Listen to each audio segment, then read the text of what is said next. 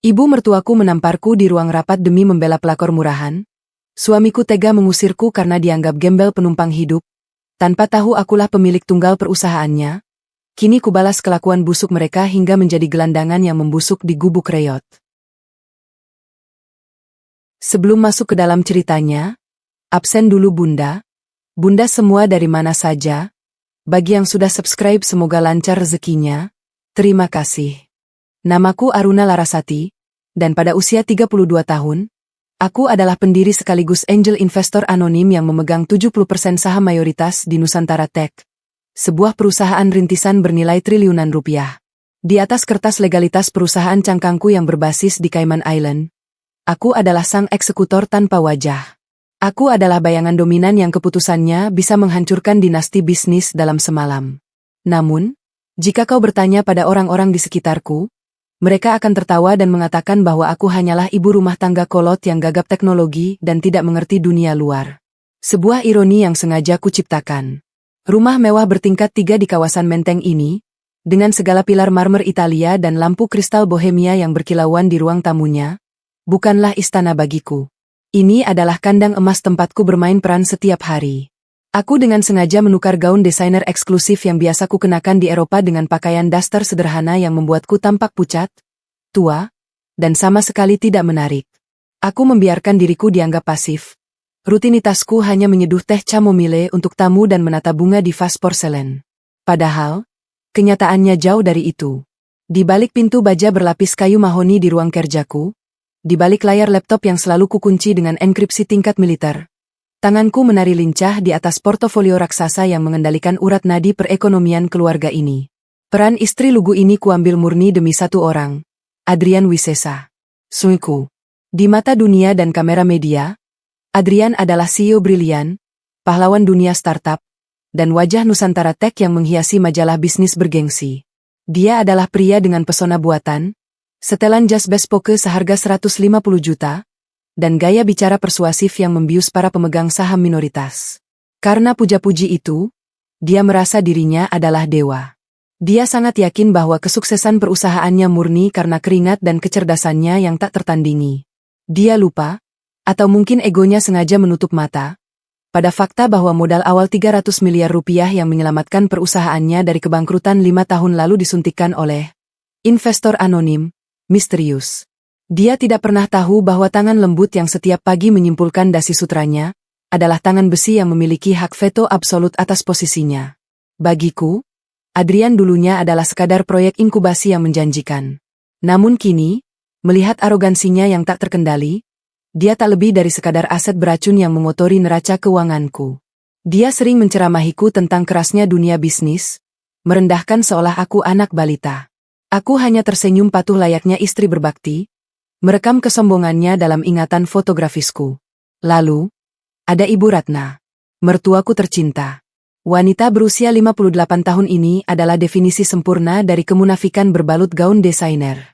Dulu, sebelum Adrian menjabat sebagai CEO dan mengeruk keuntungan dari uangku, Ibu Ratna hanyalah wanita biasa di pinggiran kota yang gemar bergosip. Kini, dia menabiskan dirinya sebagai sosialita kelas atas Jakarta. Topeng agamisnya terpasang rapi saat amal, selalu di barisan terdepan untuk memamerkan tas Hermes edisi terbatas yang dibelinya menggunakan kartu kredit tambahan tanpa batas dari Adrian. Di balik pintu rumah ini, Ibu Ratna adalah monster manipulatif yang menuntut penghormatan layaknya ratu. Dia mengukur derajat manusia murni dari tebal dompetnya. Tentu saja, di matanya, aku hanyalah gembel yang beruntung dipungut anak kesayangannya. Aruna, kamu harusnya bersyukur setiap hari Adrian masih mau mempertahankanmu. Kamu tidak bisa memberinya anak, pakaianmu kampungan, dan kamu tidak berguna untuk relasi bisnisnya. Adalah mantra beracun yang selalu ia bisikkan ke telingaku saat Adrian tidak ada. Dia menghinaku dengan tatapan jijik. Dia tidak tahu bahwa teh mahal yang ia sesap setiap sore, kasur berlapis bulu angsa tempatnya mengorok, hingga biaya keanggotaan klub sosialita elitnya, semuanya didanai langsung dari capital gain yang kuhasilkan lewat keputusan bisnis malamku. Ia menikmati hidup melayang di atas awan, benar-benar buta bahwa akulah pemegang tunggal tuas parasut di punggungnya.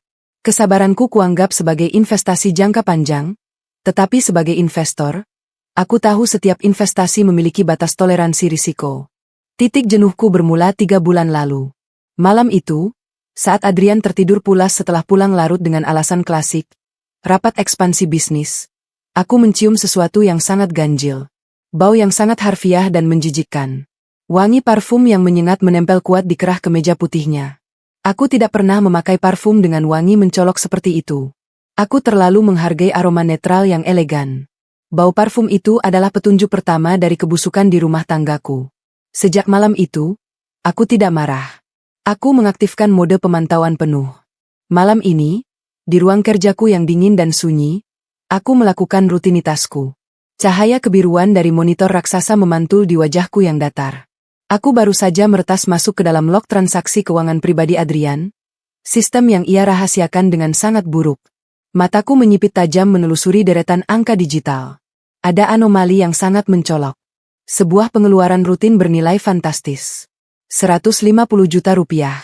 Nominal itu keluar setiap awal bulan tanpa jeda dari rekening operasional Nusantara Tech. Ditransfer rapi ke rekening atas nama Bianca Alisa. Aku sangat mengenal nama itu.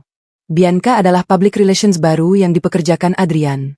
Seorang selebgram berusia 25 tahun dengan senyum plastik dan ambisi jauh melampaui kapasitas otaknya yang dangkal.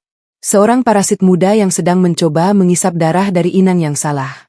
Tidak berhenti di situ, jari-jariku menelusuri mutasi rekening lebih dalam. Tanganku lincah mengetikkan baris kode, menembus keamanan server yang dulu kurancang sendiri. Layar monitor kini menampilkan salinan digital akta sewa penthouse mewah di kawasan prestisius SCBD. Penyewanya terdaftar atas nama Adrian Wisesa, namun penghuni tetapnya adalah Bianca Alisa. Harga sewa properti itu mencapai angka gila, 1 miliar rupiah setahun, dibayar penuh di muka menggunakan kas Nusantara Tech. Dana milikku. Suamiku yang bodoh itu menggunakan uangku secara ilegal untuk menghidupi seorang pelakor murahan. Aku menyandarkan punggung perlahan ke kursi kulit ini, meraih gelas kristal, dan menyesap wine merahku perlahan. Sama sekali tidak ada air mata. Tidak ada piringku banting, tidak ada tangisan patah hati atau jeritan histeris layaknya istri sinetron yang dikhianati. Reaksiku jauh lebih tenang, dan karena itu, jauh lebih mematikan. Kekecewaan remeh ini telah membeku instan menjadi kalkulasi numerik yang kejam. Adrian berpikir dia adalah pemburu lihai, menyembunyikan selingkuhannya di balik dokumen rapat perusahaan. Dia terlalu bodoh menyadari bahwa aku adalah penguasa mutlak dari hutan tempatnya bermain-main. Kau sedang bermain api menggunakan bensin yang kubelikan untukmu. Adrian, bisikku pada ruang kosong di hadapanku, suaraku sedingin es. Ide pembalasan dendam yang elegan mulai terbentuk sempurna di kepalaku. Jika suami dan mertuaku sangat menyukai kemewahan semu ini, aku tidak akan menghentikan mereka sekarang. Aku akan bersandiwara lebih baik. Aku akan membiarkan mereka terbang jauh lebih tinggi.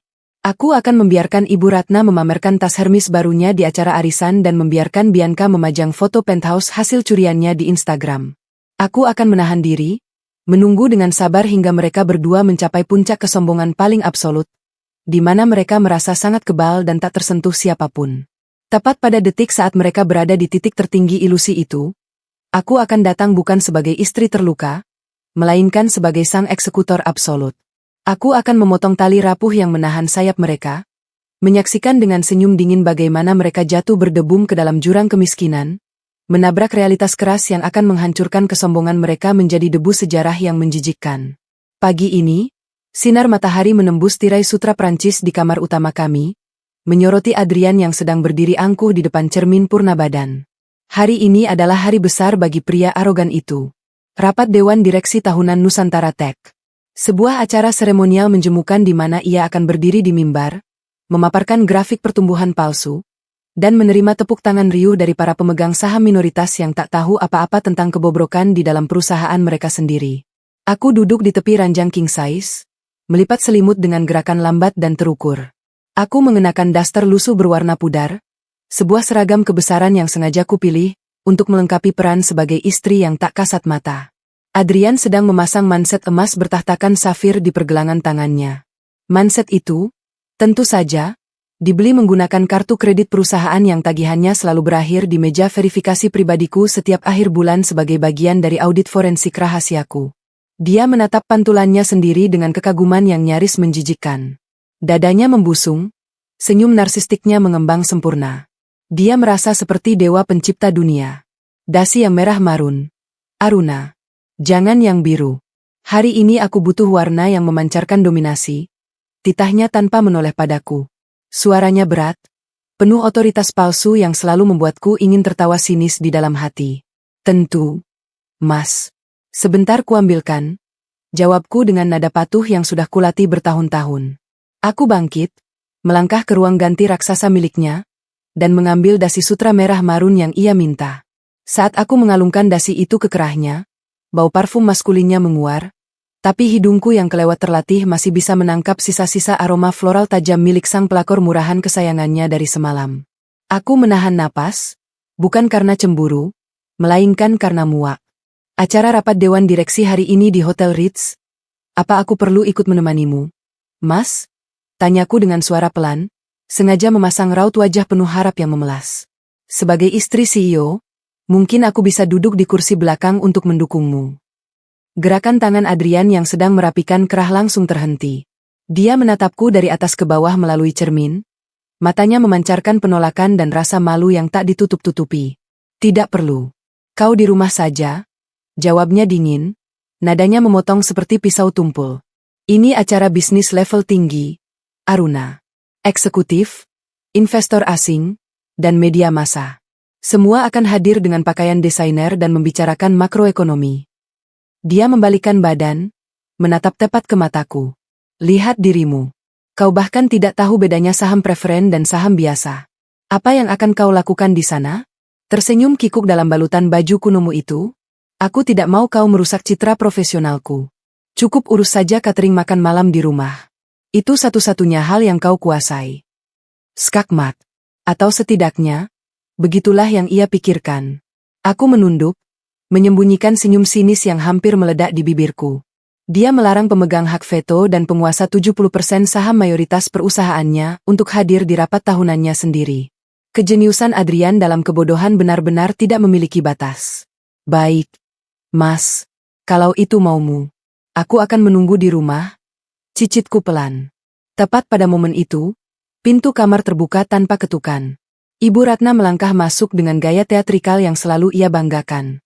Dia mengenakan gaun pagi berbahan sutra tebal bermotif macan tutul yang sangat menyakitkan mata.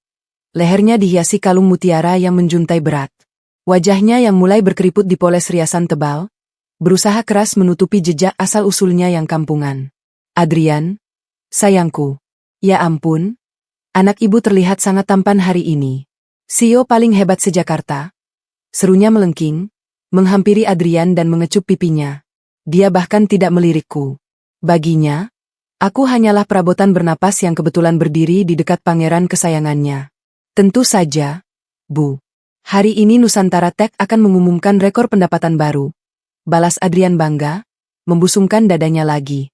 Pendapatan yang ia klaim itu sebenarnya hanyalah suntikan dana darurat dariku yang ia manipulasi di atas kertas. Sebuah aset beracun yang sebentar lagi akan meledak di wajahnya. Bagus. Bagus sekali. Kalau begitu, ini saat yang tepat, kan? Ibu Ratna merendahkan suaranya menjadi rengekan manja yang membuat perutku mual. Ibu, ada kumpul arisan berlian siang ini di Plaza Indonesia.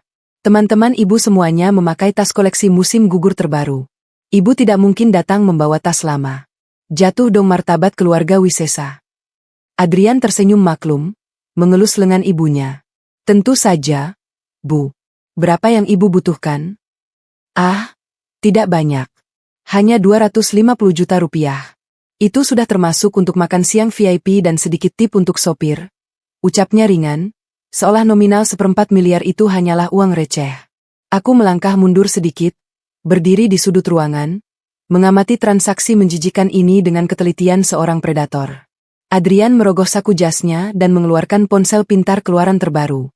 Jari-jarinya mengetikkan kode sandi aplikasi mobile banking. Bukan aplikasi rekening pribadinya, melainkan aplikasi korporat berlogo Nusantara Tech. Dia menggunakan wewenangnya untuk mencuri darah dari urat nadi perusahaanku. Sudah kutransfer ke rekening ibu. Pakai sepuasnya. Kalau kurang, kabari saja, kata Adrian dengan nada dermawan yang memuakkan.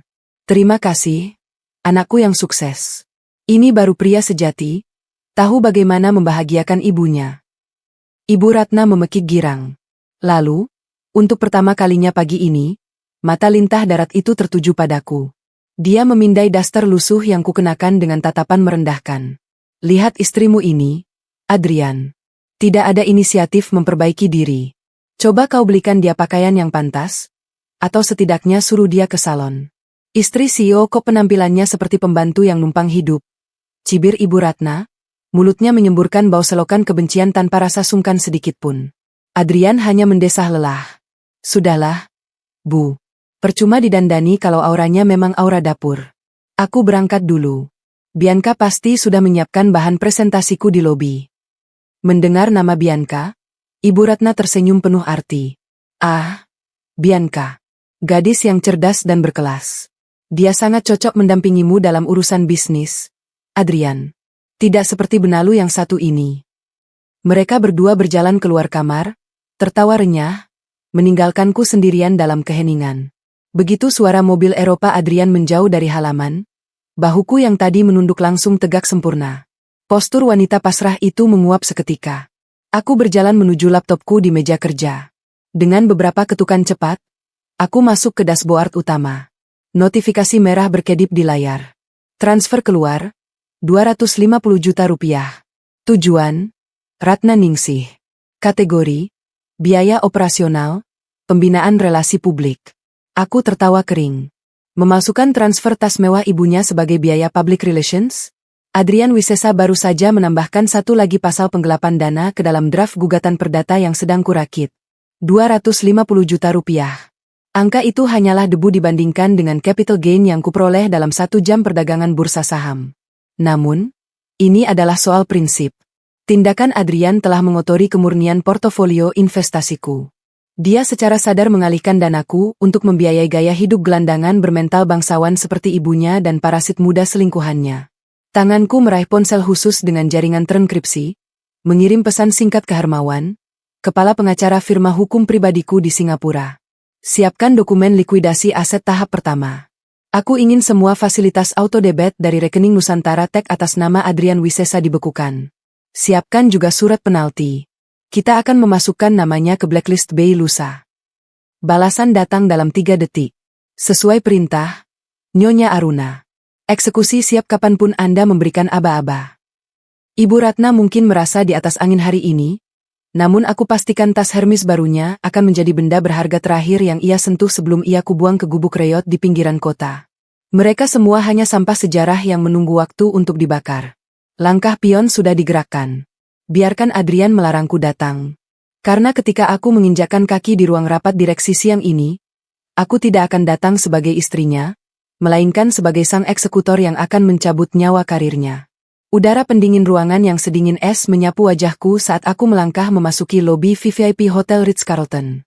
Lantai marmer pualam memantulkan kilau lampu gantung kristal raksasa, menciptakan ilusi kemegahan artifisial yang sangat didambakan suamiku. Aku berjalan melewati deretan pria berjas bespoke Italia dan wanita bergaun elegan dengan langkah pelan, tanpa suara, layaknya bayangan yang tak diundang. Hari ini, aku sengaja menanggalkan daster lusuh andalanku di rumah, menggantinya dengan kemeja katun krem yang sudah pudar warnanya dan rok kain selutut yang sengaja kubeli di pasar swalayan dengan harga sangat murah. Penampilanku hari ini benar-benar meneriakkan aura wanita Malang yang miskin, kolot, dan numpang hidup. Sangat kontras dengan kemewahan tempat ini. Sebuah kamuflase psikologis yang sempurna untuk memancing arogansi mereka keluar dari sarangnya. Di tanganku, tergenggam sebuah map kulit imitasi berisi tumpukan kertas kosong yang nanti akan kusebut sebagai dokumen proyeksi kuartal ketiga yang tertinggal. Tentu saja itu murni kebohongan belaka. Aku tidak datang ke hotel ini untuk mengantarkan kertas kerja. Aku datang untuk melakukan observasi secara langsung, memantau dari dekat seberapa dalam tikus-tikus ini menggali kuburan mereka sendiri di atas portofolio investasiku yang bernilai triliunan. Aku mendorong pintu ganda berbahan kayu X solid ruang direksi utama. Engselnya yang terlumasi sempurna terbuka tanpa suara, namun kehadiranku langsung menyerap seluruh oksigen di dalam sana. Ruangan itu mendadak hening. Di ujung meja oval raksasa yang terbuat dari kayu mahoni berpelitur mahal, Adrian berdiri tegak di depan layar proyektor. Ia sedang sibuk memaparkan grafik pertumbuhan palsu Nusantara Tech kepada belasan pemegang saham minoritas. Aku tahu persis bahwa angka-angka di layar itu adalah fiksi belaka, Karena akulah yang diam-diam menutupi defisit kas mereka bulan lalu.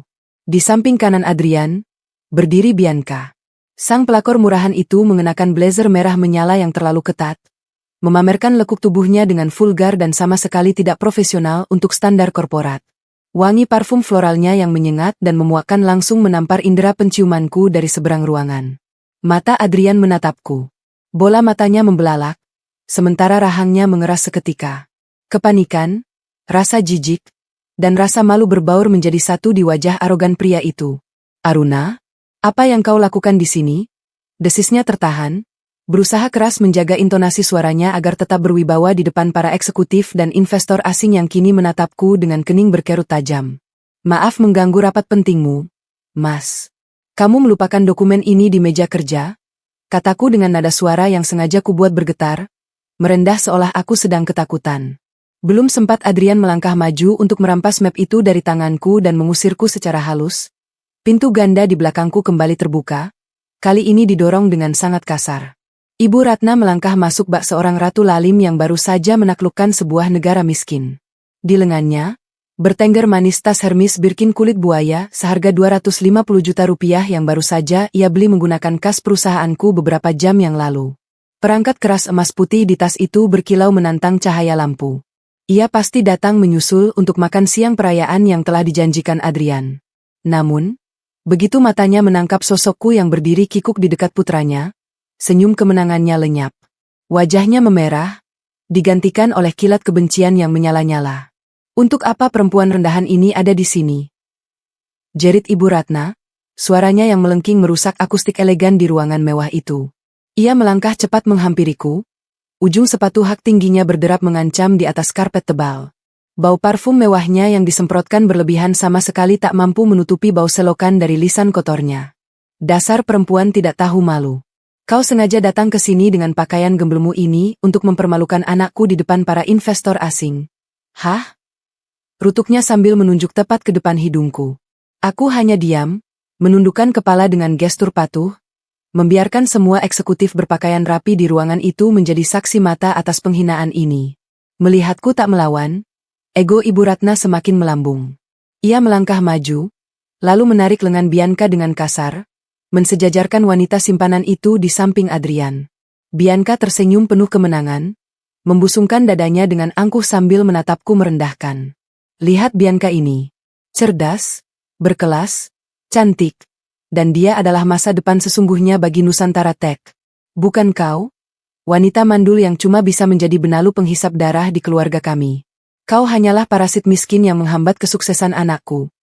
teriak Ibu Ratna tanpa rasa malu sedikit pun. Lalu, tangan keriput yang berhiaskan perhiasan mahal itu terangkat tinggi ke udara. Plak! Sebuah tamparan keras mendarat telak di pipi kiriku. Suaranya menggema tajam, memecah keheningan absolut di ruang direksi. Wajahku terlempar ke samping akibat kerasnya hantaman.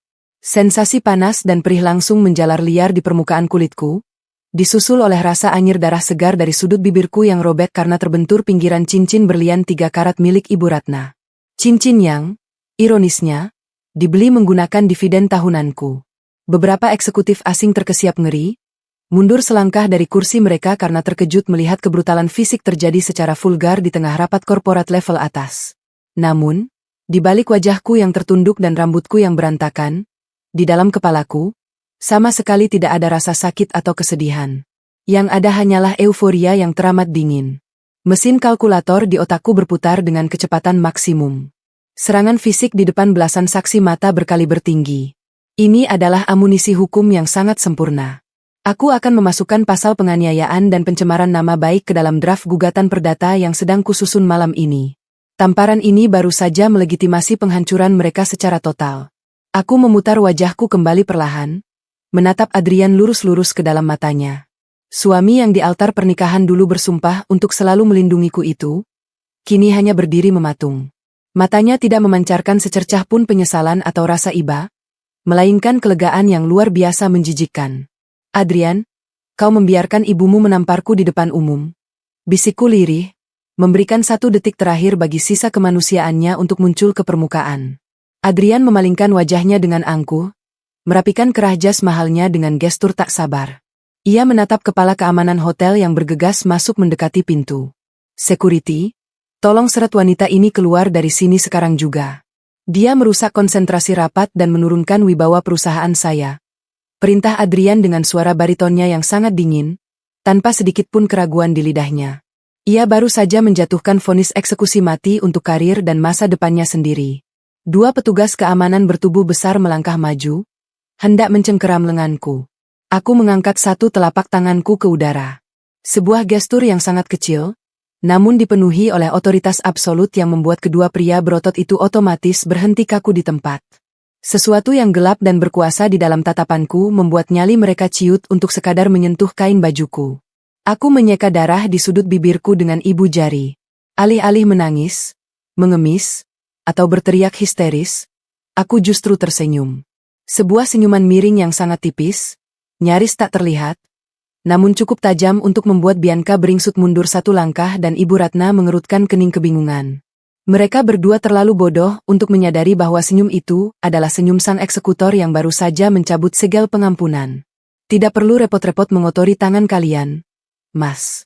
Aku tahu jalan keluar, kataku pelan, suaraku selembut sutra namun mengiris sedingin mata pisau bedah. Aku berbalik, melangkah keluar dari ruang direksi dengan postur tubuh yang perlahan bermutasi. Bahu yang tadinya sengaja kutundukkan kini tegak sempurna bak seorang aristokrat. Langkah kakiku yang pelan berganti menjadi ritme ketukan sepatu yang mematikan. Pintu ganda tertutup rapat di belakangku, mengunci tikus-tikus itu dalam sangkar emas mereka yang sebentar lagi akan kubakar habis. Adrian mengira Nusantara Tech adalah kerajaannya yang tak tertembus.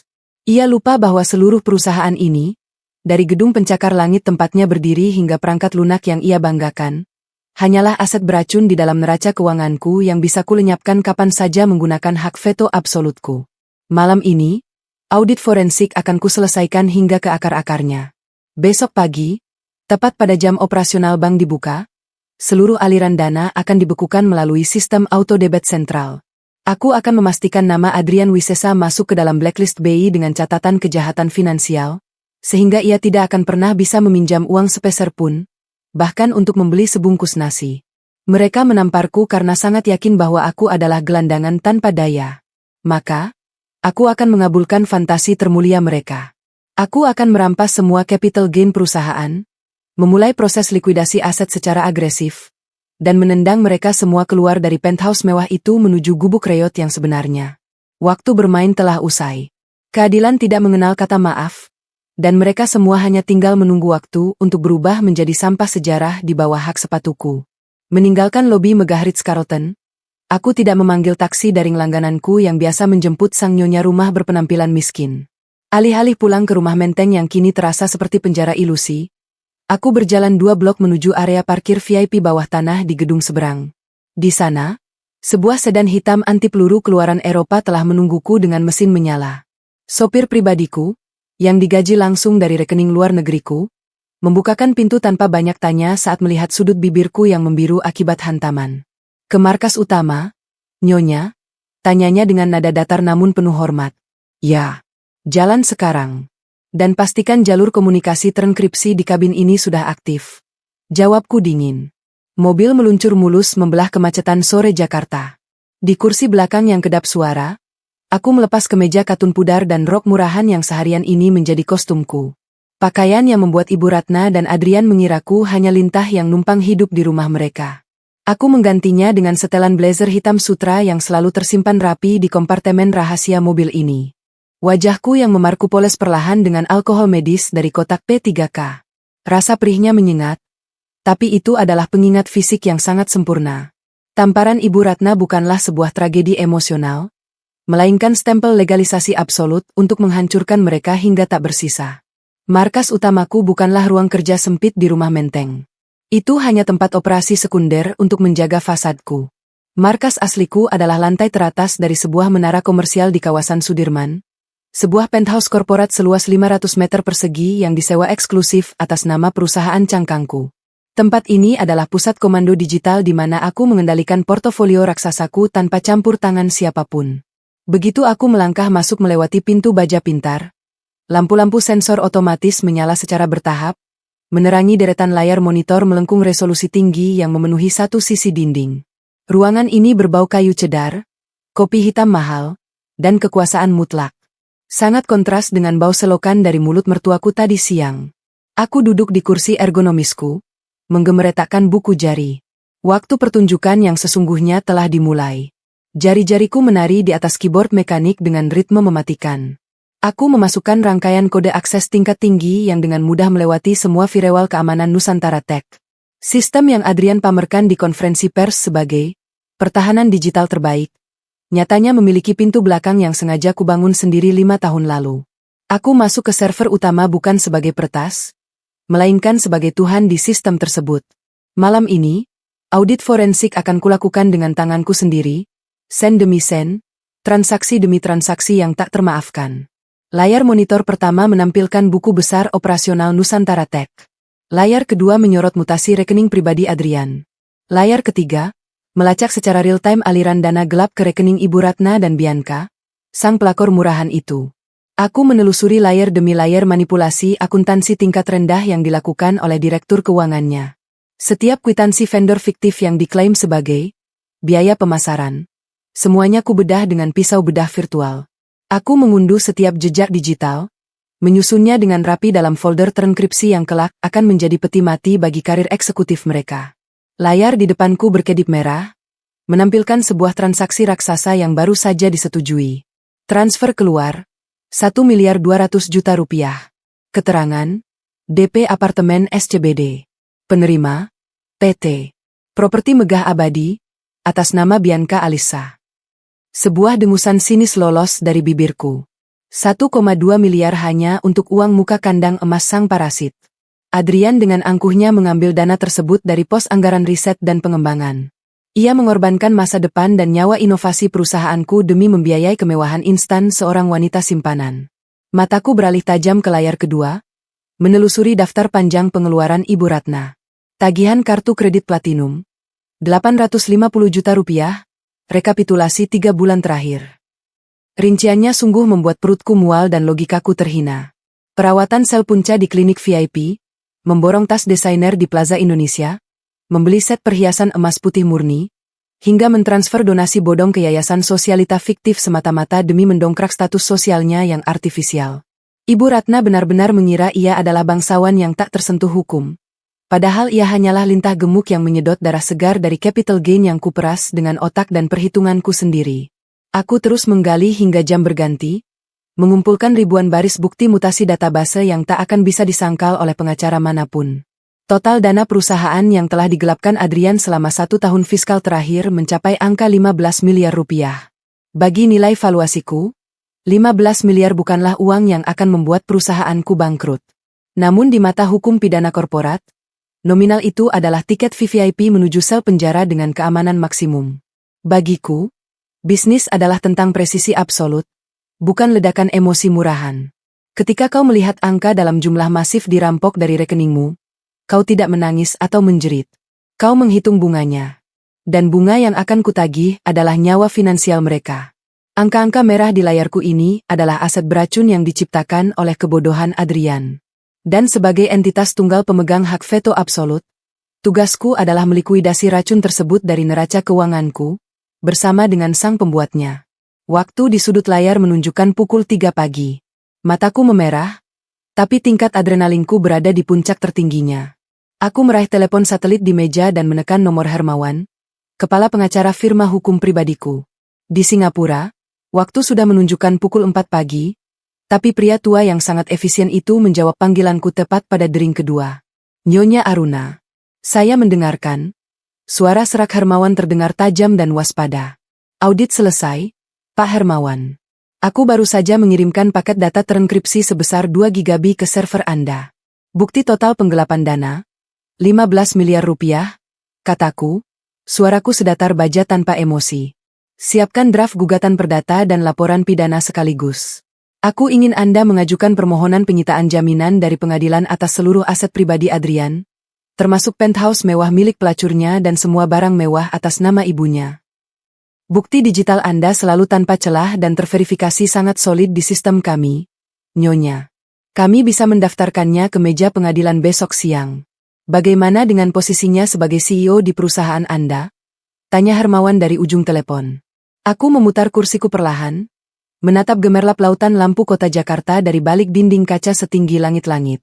Adrian pasti sedang tidur nyenyak di ranjang mahal bersama selingkuhannya malam ini, merayakan kemenangan palsunya setelah mengusir istri yang dianggapnya miskin, mandul, dan tak berguna. Jangan terburu-buru, Hermawan, ucapku, menyeringai dingin ke arah bayanganku sendiri di kaca. Biarkan mereka berpesta liar akhir pekan ini. Biarkan mereka merasa berada di puncak kesombongan tertinggi. Hari Senin nanti, kita potong urat nadi utama mereka. Saya paham maksud Anda. Surat pemberhentian secara tidak hormat sudah siap di meja saya dan menunggu tanda tangan digital Anda. Lalu, bagaimana instruksi Anda mengenai akses finansial harian mereka? Mulai hari Minggu tepat pada pukul 24.00, aku ingin proses likuidasi aset berjalan secara masif dan agresif. Bekukan semua rekening bersama yang kita biayai. Batalkan limit seluruh kartu kredit perusahaannya menjadi nol mutlak. Instruksikan bank sentral jaringan kita untuk memblokir seluruh fitur auto debit mereka tanpa pengecualian 1 sen pun. Aku ingin hari Senin pagi, Adrian, ibunya, dan selingkuhannya bahkan tidak mampu membeli secangkir kopi instan. Kemudian, masukkan nama Adrian Wisesa ke dalam daftar blacklist BI lusa. Pastikan label penipu melekat permanen di dahinya. Sempurna, Nyonya Aruna. Eksekusi akan berjalan tepat waktu seperti biasa. Aku memutuskan sambungan. Keheningan yang sangat menenangkan kembali merajai penthouse korporat ini. Aku mengusap pelan pipiku yang masih berdenyut. Mereka semua berpikir wanita bodoh yang terbiasa memakai daster lusuh tidak punya taring untuk melawan kezaliman mereka. Mereka mengira aku akan pulang sambil terisak dan mengemas barang-barangku ke dalam koper kardus untuk kembali ke desa. Kenyataannya, aku baru saja menyelesaikan rajutan tali gantungan berlapis emas yang sangat kuat untuk leher mereka. Adrian yang mabuk kehormatan, Ibu Ratna yang buta karena keserakahan, dan Bianca sang benalu pemburu status sosial instan. Ketiga manusia itu akan segera menyadari dengan cara yang paling brutal, bahwa gaya hidup elit yang mereka nikmati hanyalah ilusi fatamorgana yang kusuakan dengan harga mahal. Dan masa sewa mereka telah kututup tak bersisa. Aku akan menyeret mereka turun secara paksa dari menara gading kebanggaan itu, melempar mereka ke aspal jalanan layaknya gelandangan tanpa harga diri, dan memastikan sisa masa depan mereka habis membusuk di dalam gubuk reot pinggiran kota yang kotor. Kalian dengan angkuhnya berani menampar seorang malaikat pelindung, maka bersiaplah menyambut kedatangan sang iblis eksekutor. Nama kalian akan kuhapus selamanya dari peradaban elit ini menjadi sekadar sampah sejarah tak bernilai di buku catatanku. Layarku terbagi menjadi 2. Sisi kiri menampilkan deretan kode biner dan dokumen legal yang rumit, sementara sisi kanan menampilkan live feed resolusi tinggi dari kamera keamanan tersembunyi. Dari atas menara komandomu yang sunyi, aku menyesap wine merahku perlahan, mengamati layar sebelah kanan dengan tatapan sedingin es. Di layar itu, terpampang ruang tamu penthouse mewah di kawasan SCBD. Gedung apartemen itu, interiornya, hingga karpet Persia yang sedang mereka injak dengan sepatu kotor mereka, semuanya terdaftar secara hukum di bawah holding company milikku. Aku menyalakan pengeras suara, membiarkan kebisingan artifisial mereka mengotori keheningan ruanganku. Akhirnya, udara terasa jauh lebih bersih tanpa perempuan udik itu. Tawa Ibu Ratna menggelegar. Jemarinya yang keriput mengelus penuh kebanggaan pada permukaan tas Hermes Birkin seharga 250 juta rupiah yang baru ia beli siang tadi. Ia meletakkan tas itu di atas meja marmer seolah menaruh sesajen di sebuah altar pemujaan. Ibu benar sekali. Aruna itu hanya benalu yang terus-terusan numpang hidup di atas kesuksesan Mas Adrian. Sahut Bianca. Sang pelakor murahan itu bermanja-manja, menyandarkan kepalanya di dada suamiku. Bianca mengenakan gaun tidur sutra yang sangat tipis dan mencolok. Sebuah kontras vulgar dibandingkan daster lusuh yang sengaja kupakai untuk mengelabui mereka selama ini. Selebgram dungu itu tersenyum lebar, merasa dirinya telah diangkat menjadi ratu baru di istana ini. Ia tidak sadar bahwa ia hanyalah seekor parasit yang sedang bersukacita di dalam lambung kapal yang perlahan namun pasti mulai karam. Adrian tertawa arogan, suaranya dipenuhi oleh ego maskulin yang rapuh. Ia dengan bangga menuangkan sampanye Dom Brignon seharga 50 juta rupiah ke dalam gelas-gelas kristal yang berdenting nyaring. Mari bersulang untuk kebebasanku, ucap Adrian, mengangkat gelasnya tinggi-tinggi. Besok lusa, aku akan menghubungi pengacara untuk mengurus perceraian ini secara sepihak. Aku pastikan tidak akan memberinya pesangon sepeser pun. Biar dia merasakan kerasnya aspal jalanan dan kembali menjadi gelandangan yang harus mencium bau selokan setiap pagi. Aku tersenyum tipis. Sangat tipis hingga nyaris tak terlihat oleh mata telanjang. Senyuman yang hanya dimiliki oleh seorang pemburu saat melihat mangsanya mengunci diri mereka sendiri di dalam kandang. Adrian benar-benar percaya bahwa akulah yang akan menjadi gelandangan. Ia mengira Nusantara Tech adalah monarki absolut miliknya. Ia tidak tahu bahwa dalam hitungan kurang dari 48 jam, ia akan kehilangan identitas, harga diri, dan seluruh masa depannya.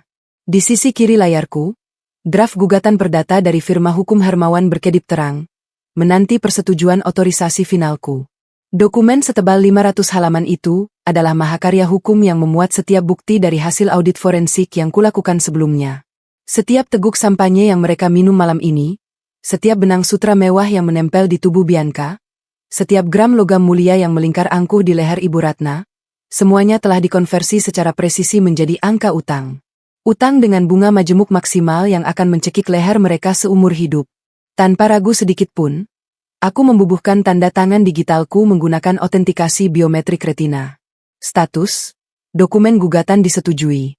Dokumen berikutnya yang terbuka di layar adalah surat perintah likuidasi aset secara menyeluruh. Sebagai entitas pemegang hak veto absolut, aku secara resmi menarik kembali modal inti perusahaanku dari kendali operasional Nusantara Tech. Aku membekukan seluruh aliran dana tunai yang selama ini menjadi darah bagi gaya hidup parasit mereka.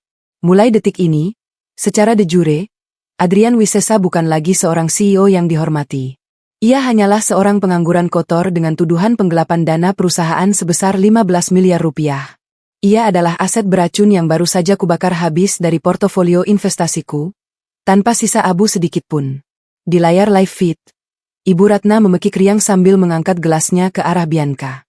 Untuk Bianca, menantu sejati yang sepadan dengan anakku. Masa depan keluarga Wisesa yang cerah dan dipenuhi oleh kelas sosial atas. Mereka bertiga berdenting riang. Sebuah simfoni kebodohan yang mengalun sangat merdu di telingaku. Aku membiarkan mereka berpesta pora malam ini. Aku sengaja membiarkan mereka mereguk setiap tetes kemewahan palsu itu hingga mabuk dan tak sadarkan diri dalam arogansi. Semakin tinggi mereka terbang malam ini, semakin hancur remuk tulang belulang mereka saat menabrak beton realitas esok lusa. Bersenang-senanglah, Adrian, bisikku pada monitor, nadaku sedingin angin kutub. Gesek kartu kreditmu selagi warnanya masih emas. Karena tepat pada pukul 23.59 besok malam, semua jalur autodebit dari perusahaanku akan terputus permanen. Namamu akan terukir abadi di dalam daftar hitam blacklist BI. Aku bangkit dari kursi ergonomisku, melangkah santai menuju jendela kaca setinggi langit-langit. Gedung-gedung pencakar langit Jakarta berkedip di kejauhan, memancarkan aura kekuasaan yang sesungguhnya. Di sanalah letak perbedaan mendasar antara aku dan suami benaluku. Adrian mengukur kekuasaan dari seberapa mahal setelan jas yang ia kenakan untuk menutupi kebodohannya. Ia adalah budak dari validasi eksternal. Sementara aku mengukur kekuasaan dari kemampuanku, untuk membuat pria arogan sepertinya bertekuk lutut memohon sepeser koin. Kekayaan sejati tidak bersuara lantang. Ia tidak memamerkan tas Hermes di arisan murahan layaknya Ibu Ratna. Kekayaan sejati bersembunyi di balik bayangan, menggerakkan roda ekonomi makro, dan memiliki kapabilitas untuk mencabut nyawa finansial seseorang hanya dengan satu ketukan enter. Kembali ke meja kontrol, layar memantulkan adegan Bianca yang kini sibuk merekam video untuk para pengikut media sosialnya. Ia memamerkan interior penthouse yang ia klaim dengan bangga sebagai hadiah dari sang pangeran. Ia tidak tahu bahwa kamera di ponselnya sedang mendokumentasikan properti curian yang akan segera kutarik kembali. Sementara itu, Ibu Ratna mulai berbicara melantur tentang rencana liburan musim dingin ke pegunungan Alpen bulan depan. Ia bahkan sudah menyusun daftar belanja butik di Zurich secara verbal. Khayalannya terbang melampaui benua, benar-benar buta bahwa satu-satunya tempat yang akan menyambutnya minggu depan hanyalah sebuah gubuk reot pengap di pinggiran rel kereta api. Tempat di mana ia akan membusuk menjadi sampah sejarah yang tak sudi dilirik oleh siapapun. Akhir pekan ini adalah panggung sandiwara terakhir bagi mereka. Aku adalah sang sutradara bayangan, sekaligus sang eksekutor tunggal yang memegang tali kapak guillotine di atas leher mereka. Beban sudah kusiapkan, hanya tinggal menunggu gravitasi melakukan tugasnya dengan sempurna. Aku menekan tombol eksekusi terakhir di sistem, mengirimkan semua instruksi hukum dan perbankan yang terjadwal otomatis untuk meledak pada Senin pagi. Lampu indikator berkedip hijau, menandakan tidak ada jalan mundur. Nikmati akhir pekan terakhir kalian sebagai manusia, bisikku pada bayangan mereka di layar, mengangkat gelasku ke udara. Karena di hari Senin, kalian akan belajar bagaimana rasanya menjadi debu di bawah telapak sepatuku. Hari Minggu di Jakarta seringkali terasa malas dan berjalan lambat bagi kebanyakan orang. Namun bagiku, hari ini adalah simfoni persiapan eksekusi yang berdetak dengan ritme yang sangat presisi. Di balik dinding kedap suara markas utamaku yang berada di lantai tertinggi Menara Komersial Sudirman, aku tidak lagi mengenakan daster lusuh yang selama ini menjadi kostum penipuanku. Kostum yang membuatku sengaja terlihat seperti wanita menyedihkan yang hanya bisa numpang hidup pada kebesaran suaminya. Pagi ini, aku mengenakan kemeja sutra hitam berbahan ringan namun tajam, duduk tegak dengan punggung lurus di depan meja kontrol mahoni yang memancarkan pendar kebiruan dari 6 monitor raksasa di hadapanku. Layar utama di tengah menampilkan antarmuka konferensi video VVIP yang sangat terenkripsi, memblokir segala kemungkinan penyadapan sinyal. Di seberang sana, 2 pria paling mematikan dalam lingkaran profesionalisme telah bersiap menanti perintah.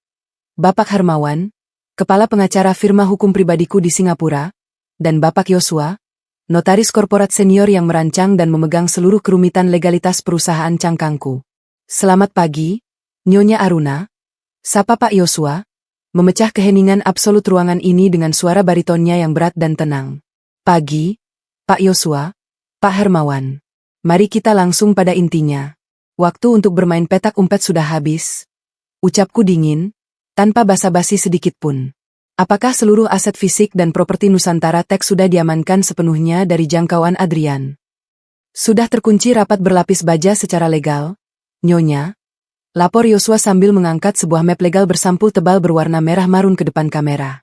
Rumah mewah bergaya klasik di Menteng, armada mobil Eropa yang dikendarai Ibu Ratna, hingga penthouse mewah di SCBD tempat Adrian menyembunyikan selingkuhannya, semuanya terdaftar murni atas nama holding company Anda. Secara hukum pernikahan dan perdata, Adrian Wisesa tidak memiliki hak klaim harta gonogini 1 rupiah pun. Dia hanyalah karyawan sementara yang menikmati fasilitas perusahaan yang Anda pinjamkan. Bagus. Aku tersenyum miring. Pria arogan itu merasa dirinya adalah raja di raja yang menguasai istana, padahal ia hanyalah seekor benalu beracun yang menggerogoti pohon yang salah. Bagaimana dengan draft gugatan perdata dan laporan pidana berdasarkan hasil audit forensik semalam? Pak Hermawan. Semua berkas penyitaan dan tuntutan sudah rampung 100%. Kami siap mendaftarkannya ke Pengadilan Niaga dan Bareskrim Polri besok pagi tepat pukul 8. Jawab Hermawan tegas. Matanya memancarkan ketajaman seorang predator hukum. Bukti penggelapan dana tunai sebesar 15 miliar rupiah sangat solid dan tak terbantahkan. Kami juga memasukkan tuntutan ganti rugi imaterial sebesar 3 kali lipat dari nilai tersebut. Sesuai instruksi Anda, kerugian komersial ini akan memiskinkan Adrian dan seluruh garis keturunannya hingga titik nol. Aku mengangguk puas, menyandarkan sikuku di atas meja. Lalu, mahkota utamanya. Surat pemberhentiannya. Hermawan memancarkan sebuah dokumen digital ke layarku. Ini draft finalnya, Nyonya. Surat pemberhentian tidak hormat untuk jabatan CEO Nusantara Tech. Alasannya eksplisit tanpa ruang negosiasi, pelanggaran kode etik berat, manipulasi finansial, dan penyalahgunaan wewenang. Saat Anda menandatangani ini, Adrian secara de jure kehilangan seluruh otoritasnya di perusahaan detik ini juga. Aku meraih stylus elektronik dari samping keyboard, menatap tajam dokumen legal itu selama beberapa detik. Ini adalah momen penentuan. Dengan satu goresan tinta digital, aku mencabut nyawa karir pria yang pernah memakaikan cincin di jari manisku dan berjanji melindungiku di depan altar. Namun, sisa-sisa empati itu sudah kubunuh mati kemarin siang saat ia membiarkan ibunya menamparku di depan umum.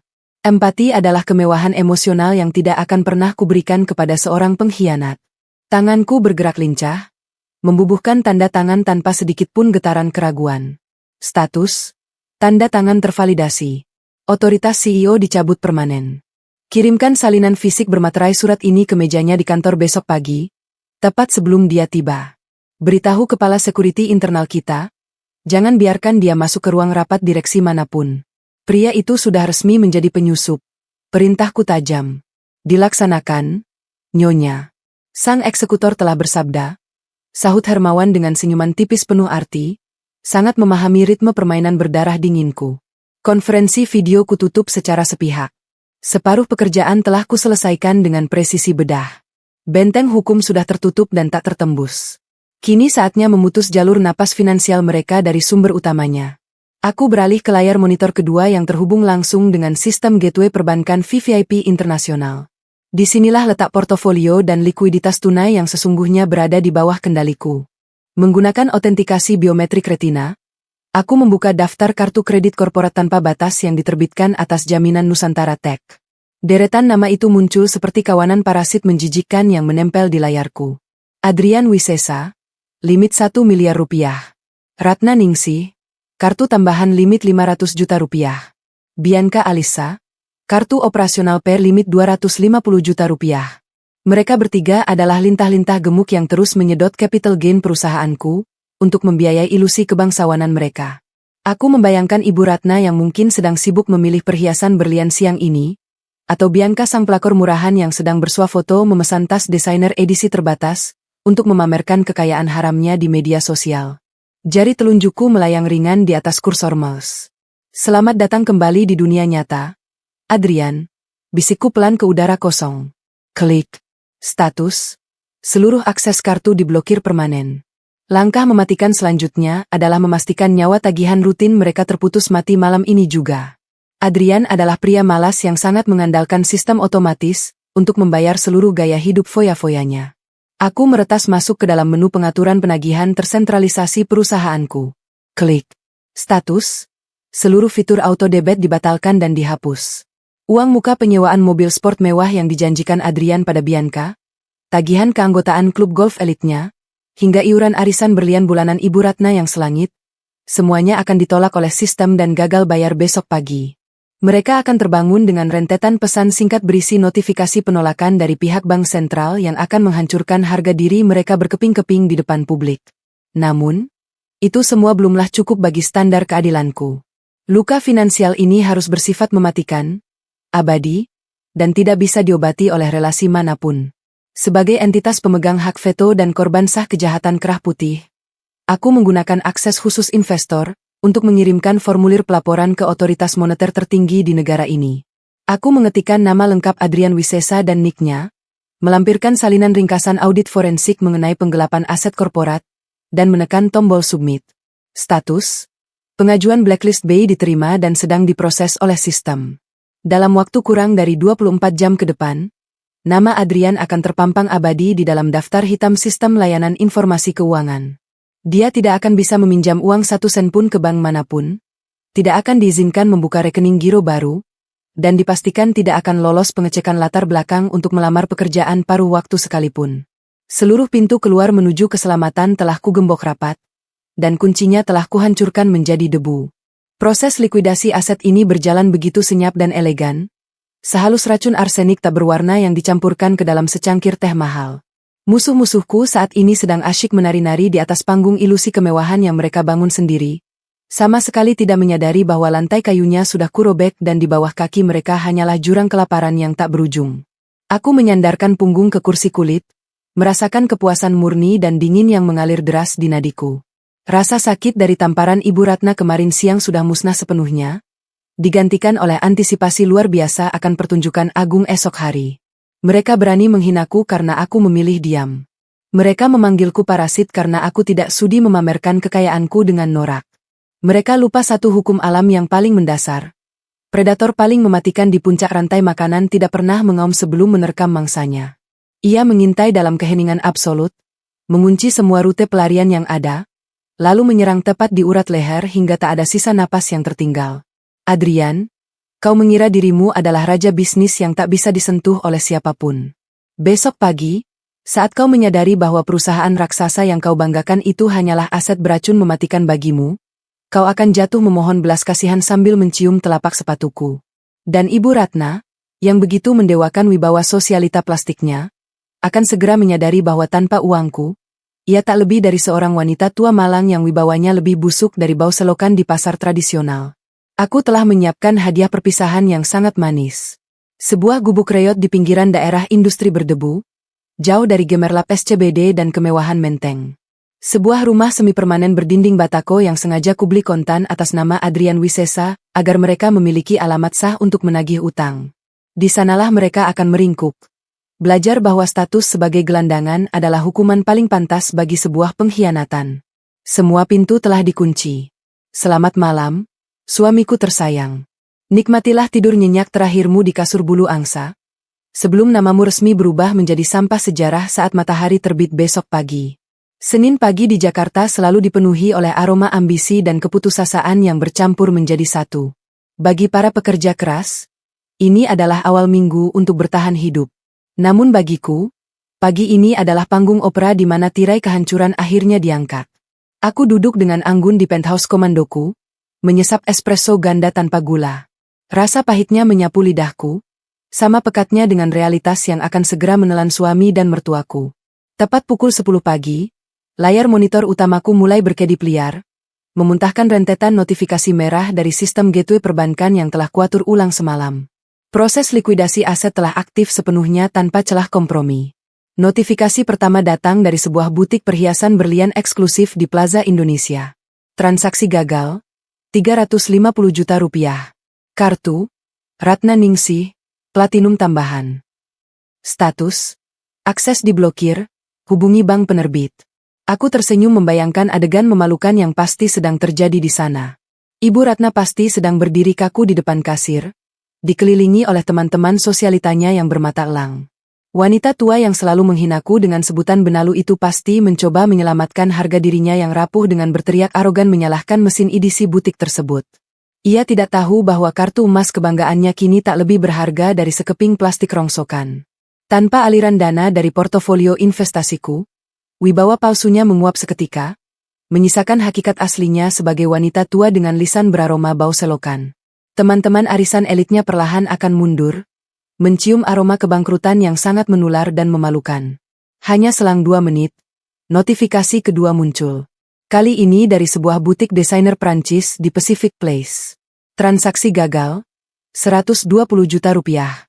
Kartu, Bianca Alissa, kartu operasional PR. Status, kartu tidak valid, rekening dibekukan. Sang pelakor murahan sedang mencoba membeli gaun sutra baru untuk melengkapi peran ilusinya sebagai nyonya CEO. Bianca yang terbiasa hidup mewah secara instan pasti sedang memaki pelayan toko dengan suara melengkingnya yang menyebalkan.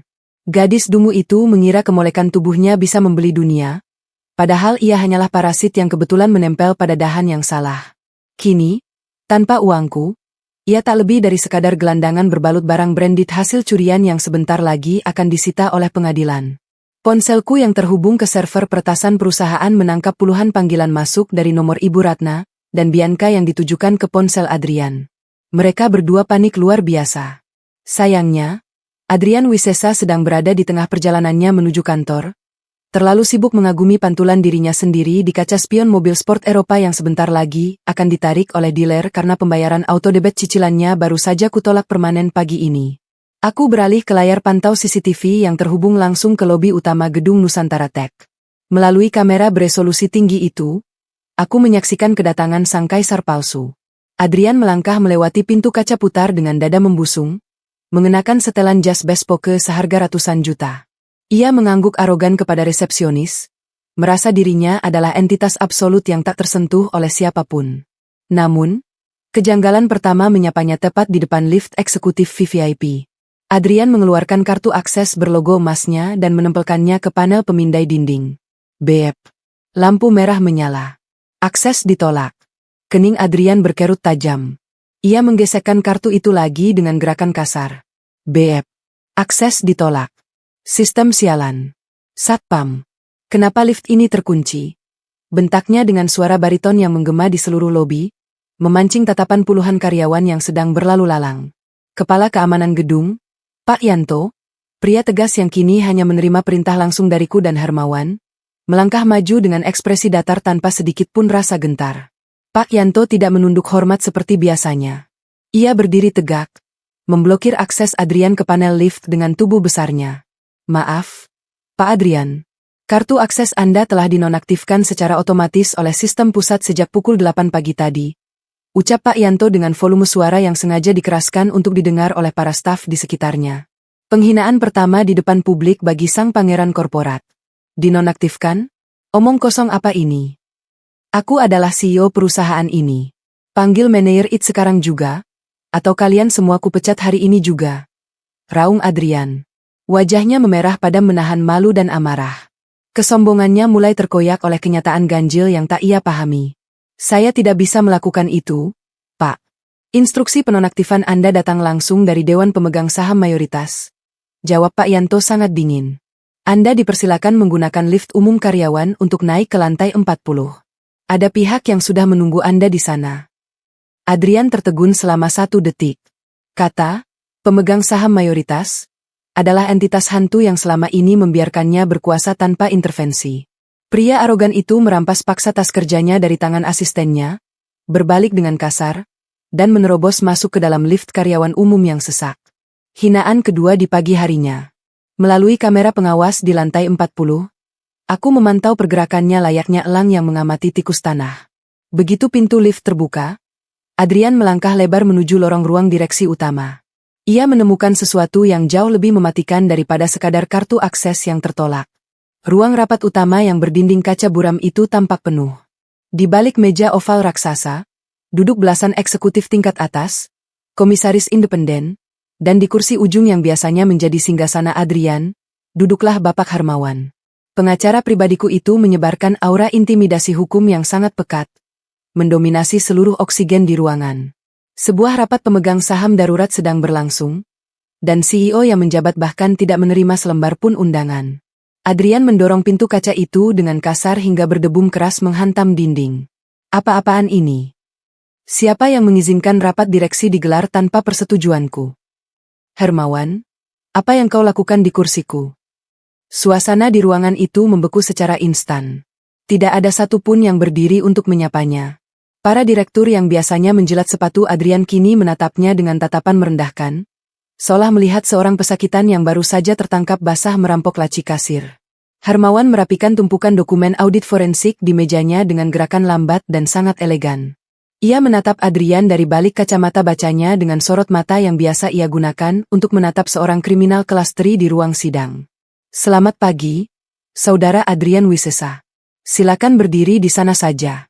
Anda sudah tidak memiliki hak konstitusional untuk duduk di kursi manapun di ruangan ini. Ucap Hermawan mematikan, sengaja menekan kata, saudara, untuk melucuti gelar kehormatan Adrian. Kau gila. Ini perusahaanku. Aku yang membangun Nusantara Tech. Kalian semua akan kutuntut atas kudeta ilegal ini. Urat leher Adrian menonjol, tangannya mengepal erat hingga buku-bukunya memutih. Ilusinya tentang kekuasaan mulai retak secara brutal, namun egonya masih menolak untuk hancur. Ia masih tidak menyadari bahwa ia hanyalah sebuah aset beracun yang sedang dieksekusi pemusnahannya. Hermawan tersenyum tipis, sebuah senyuman manipulatif yang sangat mirip denganku. Anda tidak membangun apapun, Saudara Adrian. Anda hanya menyewa gedung ini menggunakan uang dari klien utama saya. Dan hari ini, masa sewa Anda telah habis.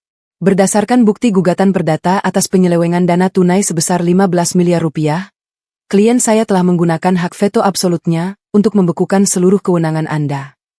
Mata Adrian melebar, napasnya tersengal. Fakta hukum yang dingin mulai menghantam logika dangkalnya tanpa ampun. Klien utama, pemegang saham anonim itu, siapa dia berani memecatku tanpa pemberitahuan? Panggil dia ke sini. Biar kuhadapi pengecut itu secara langsung.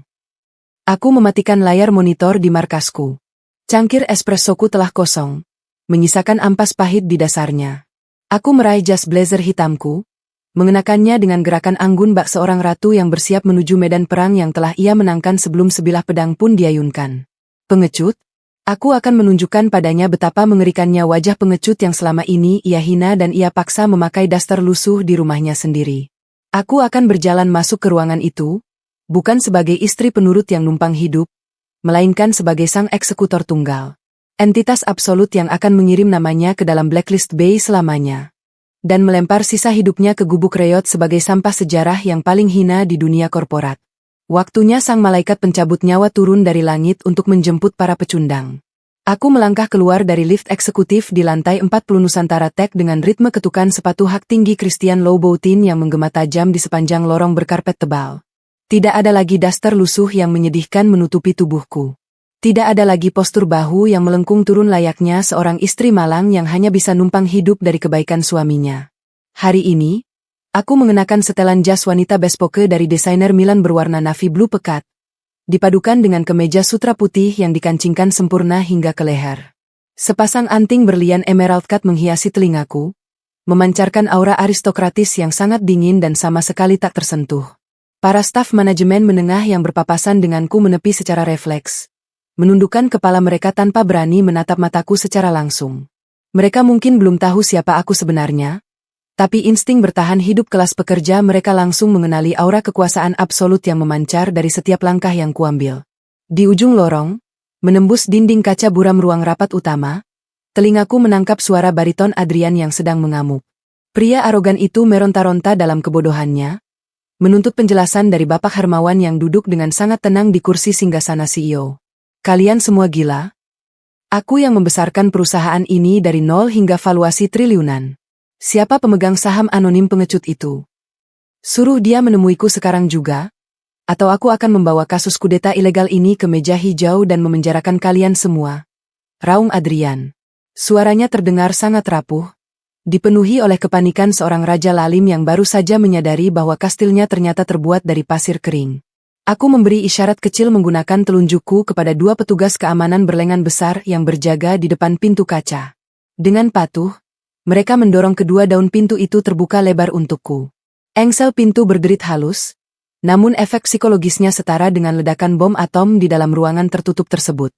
Keheningan seketika mencekik pasokan udara. Belasan eksekutif tingkat atas, jajaran komisaris independen, dan para direktur serempak menoleh ke arah pintu masuk. Mata Adrian membelalak sempurna hingga nyaris keluar dari kelopaknya saat melihatku berdiri di ambang pintu. Rahangnya jatuh, warna kulit wajahnya berubah pucat pasi bak mayat yang kehabisan darah segar. Ia menatapku dari ujung sepatu hak tinggiku hingga ke ujung rambutku yang ditata elegan, seolah sedang melihat hantu yang bangkit dari dasar neraka untuk menjemput nyawanya. Aruna? Bagaimana kau bisa masuk ke lantai VIP ini? Bentak Adrian, suaranya bergetar hebat.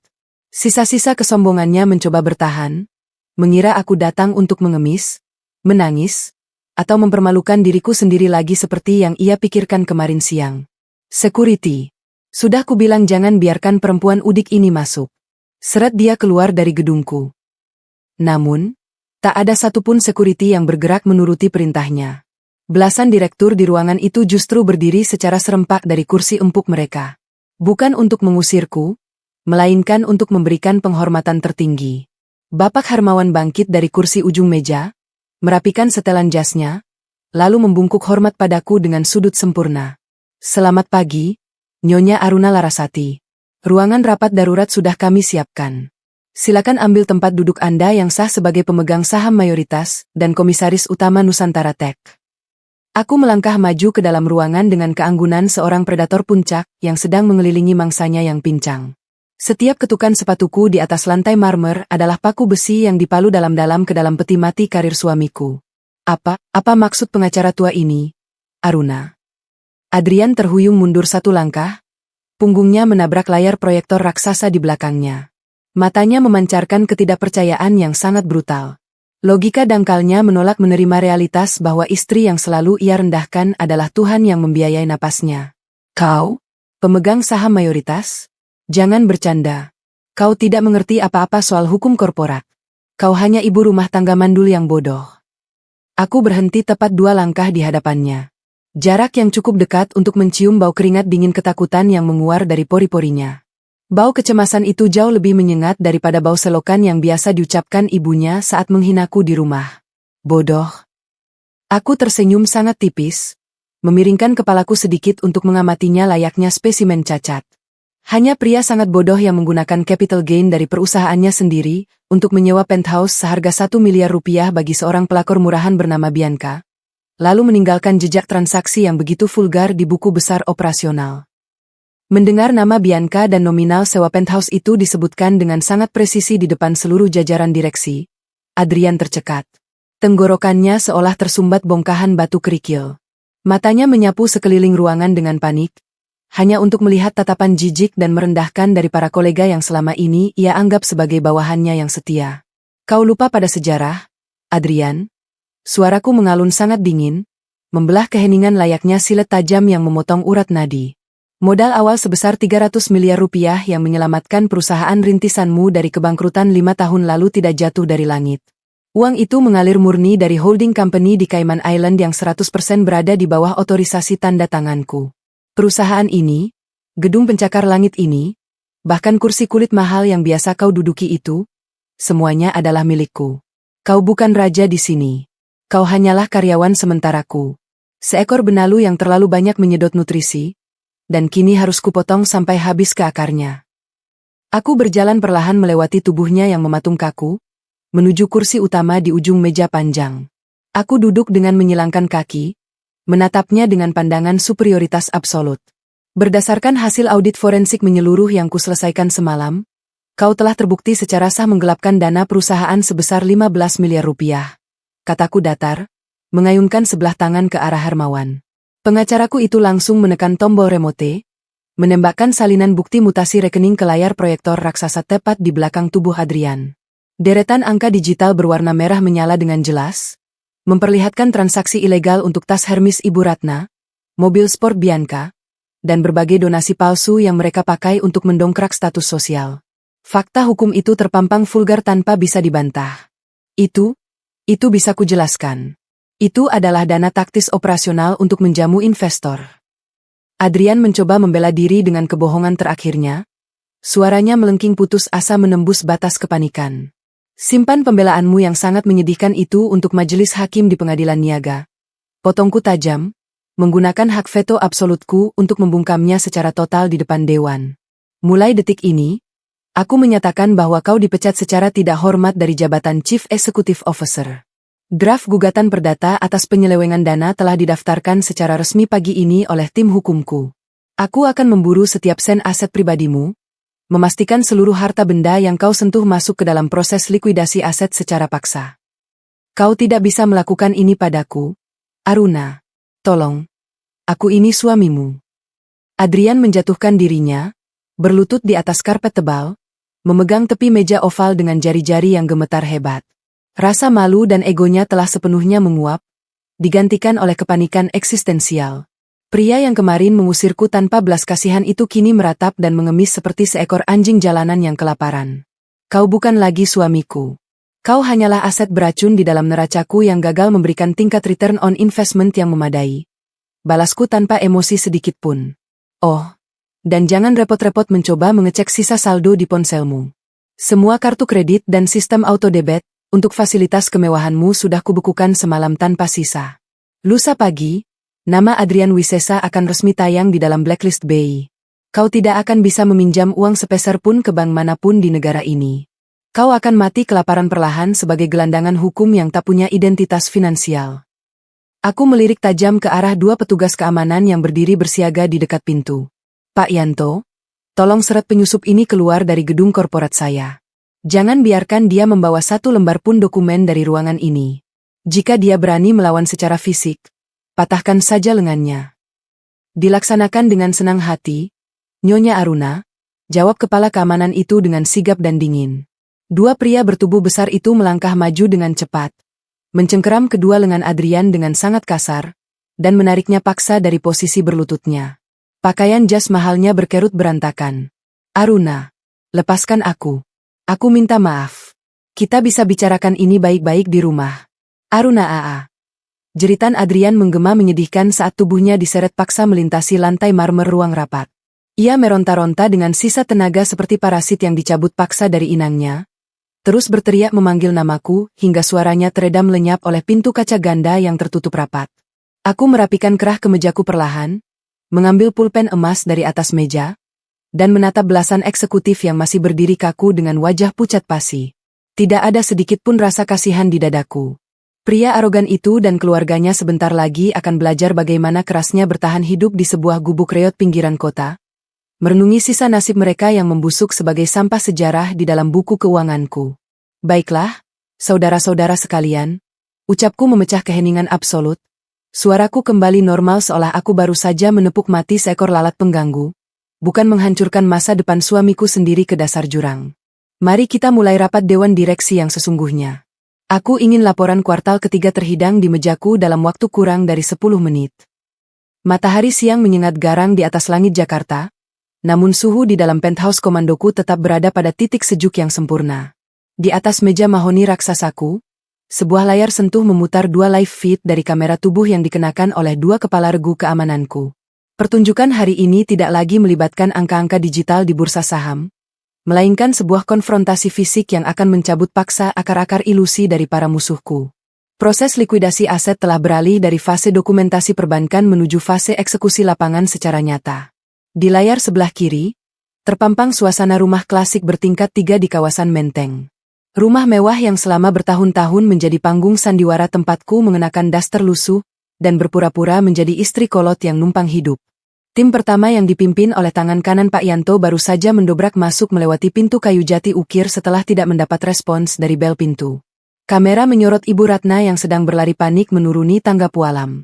Wanita tua itu terlihat sangat berantakan. Riasan wajahnya luntur, dan gaun sutra yang ia kenakan tampak kusut. Di kedua tangannya, ia mencengkeram erat 2 buah tas Hermes Birkin kesayangannya yang baru saja ia beli beberapa hari lalu. Siapa kalian? Beraninya masuk ke rumahku. Aku akan telepon polisi. Jerit Ibu Ratna dengan suara melengking yang merusak gendang telinga, persis seperti bau selokan yang menguar dari mulut kotornya setiap kali ia menghinaku saat Adrian tak ada. Petugas keamananku tidak gentar sedikit pun. Ia mengeluarkan salinan gugatan perdata dan surat perintah penyitaan yang telah disahkan oleh pengadilan berdasarkan bukti audit forensik malam itu. Selamat siang, Nyonya Ratna. Kami dari Divisi Pengamanan Aset Hukum. Berdasarkan putusan sela pengadilan dan instruksi langsung dari pemegang saham mayoritas, properti ini beserta seluruh isinya disita sebagai kompensasi atas penggelapan dana. Anda diberi waktu tepat 5 menit untuk mengosongkan bangunan ini, ucap petugas itu dengan nada sedatar mesin. Ini rumah anakku. Adrian adalah CEO. Kalian semua akan dipecat dan kumasukkan ke penjara. Rutuk Ibu Ratna, menolak melepaskan cengkeramannya pada tas-tas bernilai ratusan juta itu, enggan menerima realitas yang menghancurkan wibawanya. Melalui mikrofon 2 arah yang terhubung ke perangkat telinga petugas, aku berbisik pelan, mengalirkan perintah sang eksekutor. Ambil tas itu dari tangannya. Jangan biarkan dia membawa 1 gram pun asetku dari rumah itu. Petugas itu maju, menarik paksa kedua tas Hermes itu dari pelukan Ibu Ratna tanpa belas kasihan. Maaf, Nyonya. Tas-tas ini, perhiasan emas yang menempel di leher Anda, hingga sepatu yang Anda pakai, semuanya dibeli menggunakan uang perusahaan yang digelapkan. Semua ini adalah properti sitaan milik Nyonya Aruna Larasati. Anda hanya diizinkan membawa pakaian kotor yang melekat di badan. Ibu Ratna terhuyung ke belakang hingga jatuh terduduk di atas karpet Persia. Matanya membelalak tak percaya mendengar namaku disebut sebagai pemilik absolut. Wanita tua yang selama ini hidup bak monster materialistis itu akhirnya disadarkan bahwa ia hanyalah seekor benalu yang tak memiliki apa-apa. Tak ada lagi kartu emas tanpa batas, tak ada lagi fasilitas auto debit untuk arisan mewahnya. Ia diseret keluar oleh 2 petugas wanita, diusir ke aspal jalanan yang panas layaknya gelandangan tanpa harga diri sedikit pun. Puas menyaksikan kejatuhan sang mertua, pandanganku beralih ke layar sebelah kanan. Layar itu menampilkan lobi utama sebuah penthouse di kawasan elit SCBD. Tim keduaku, yang didampingi langsung oleh staf legal dari kantor Bapak Hermawan, telah mencegat Bianca tepat di depan pintu lift. Sang pelakor murahan itu rupanya sudah mencium gelagat buruk dari kekacauan finansial Adrian sejak pagi. Ia tertangkap basah sedang menyeret 3 buah koper raksasa bermerek Louis Vuitton, mencoba kabur membawa lari barang-barang hasil curiannya. Wajah cantiknya yang biasa ia pamerkan dengan penuh kesombongan di media sosial kini tampak pucat dan dipenuhi keringat dingin kepanikan. Minggir kalian. Ini barang-barang pribadiku. Calon suamiku yang membelikannya. Bentak Bianca, mencoba mendorong dada petugas keamananku dengan kuku-kukunya yang dicat merah menyala. Staf legal kantorku tersenyum sinis, menahan koper-koper itu dengan kakinya. Calon suami yang Anda maksud saat ini sedang diinterogasi terkait tuduhan pencucian uang senilai miliaran rupiah, Nona Bianca. Seluruh barang di dalam koper ini dibeli secara ilegal menggunakan kas operasional perusahaan klien kami. Anda hanyalah pihak ketiga penadah dana curian yang akan segera kami pidanakan jika menolak kooperatif. Itu bohong. Adrian pria kaya raya. Dia bukan pencuri. Bianca meronta. Air mata keputusasaan mulai merusak maskara mahalnya. Ilusi tentang pangeran berkuda putih yang akan mengangkat derajatnya hancur berkeping-keping. Ia tidak menyadari bahwa Adrian tak lebih dari sekadar aset beracun yang telah kubakar habis dari dalam portofolio keuanganku. Buka kopernya. Perintahku melalui mikrofon, menuntut eksekusi yang sempurna tanpa kompromi. Petugas keamanan memaksa koper-koper itu terbuka. Isinya tumpah berhamburan ke lantai marmer lobi. Gaun-gaun desainer seharga puluhan juta, sepatu hak tinggi limited edition, hingga kotak-kotak perhiasan murni. Semua itu adalah capital gain yang kucetak melalui malam-malam tanpa tidur dan negosiasi berdarah, yang dengan lancangnya ia klaim sebagai hadiah cinta dari suamiku. Semua ini disita. Termasuk jam tangan yang sedang Anda pakai, ucap staf legal itu tanpa ampun. Bianca dipaksa melepaskan jam tangan mewah di pergelangannya dengan tangan gemetar. Gadis muda yang ambisius itu dilucuti hingga tak tersisa sedikit pun kemewahan di tubuhnya. Ia diusir keluar dari gedung apartemen elit itu, hanya dengan pakaian tipis yang ia kenakan. Ia menangis histeris di trotoar, ditonton oleh pejalan kaki dan penjaga keamanan gedung. Resmi menjadi parasit yang dimatikan setelah kehilangan inangnya.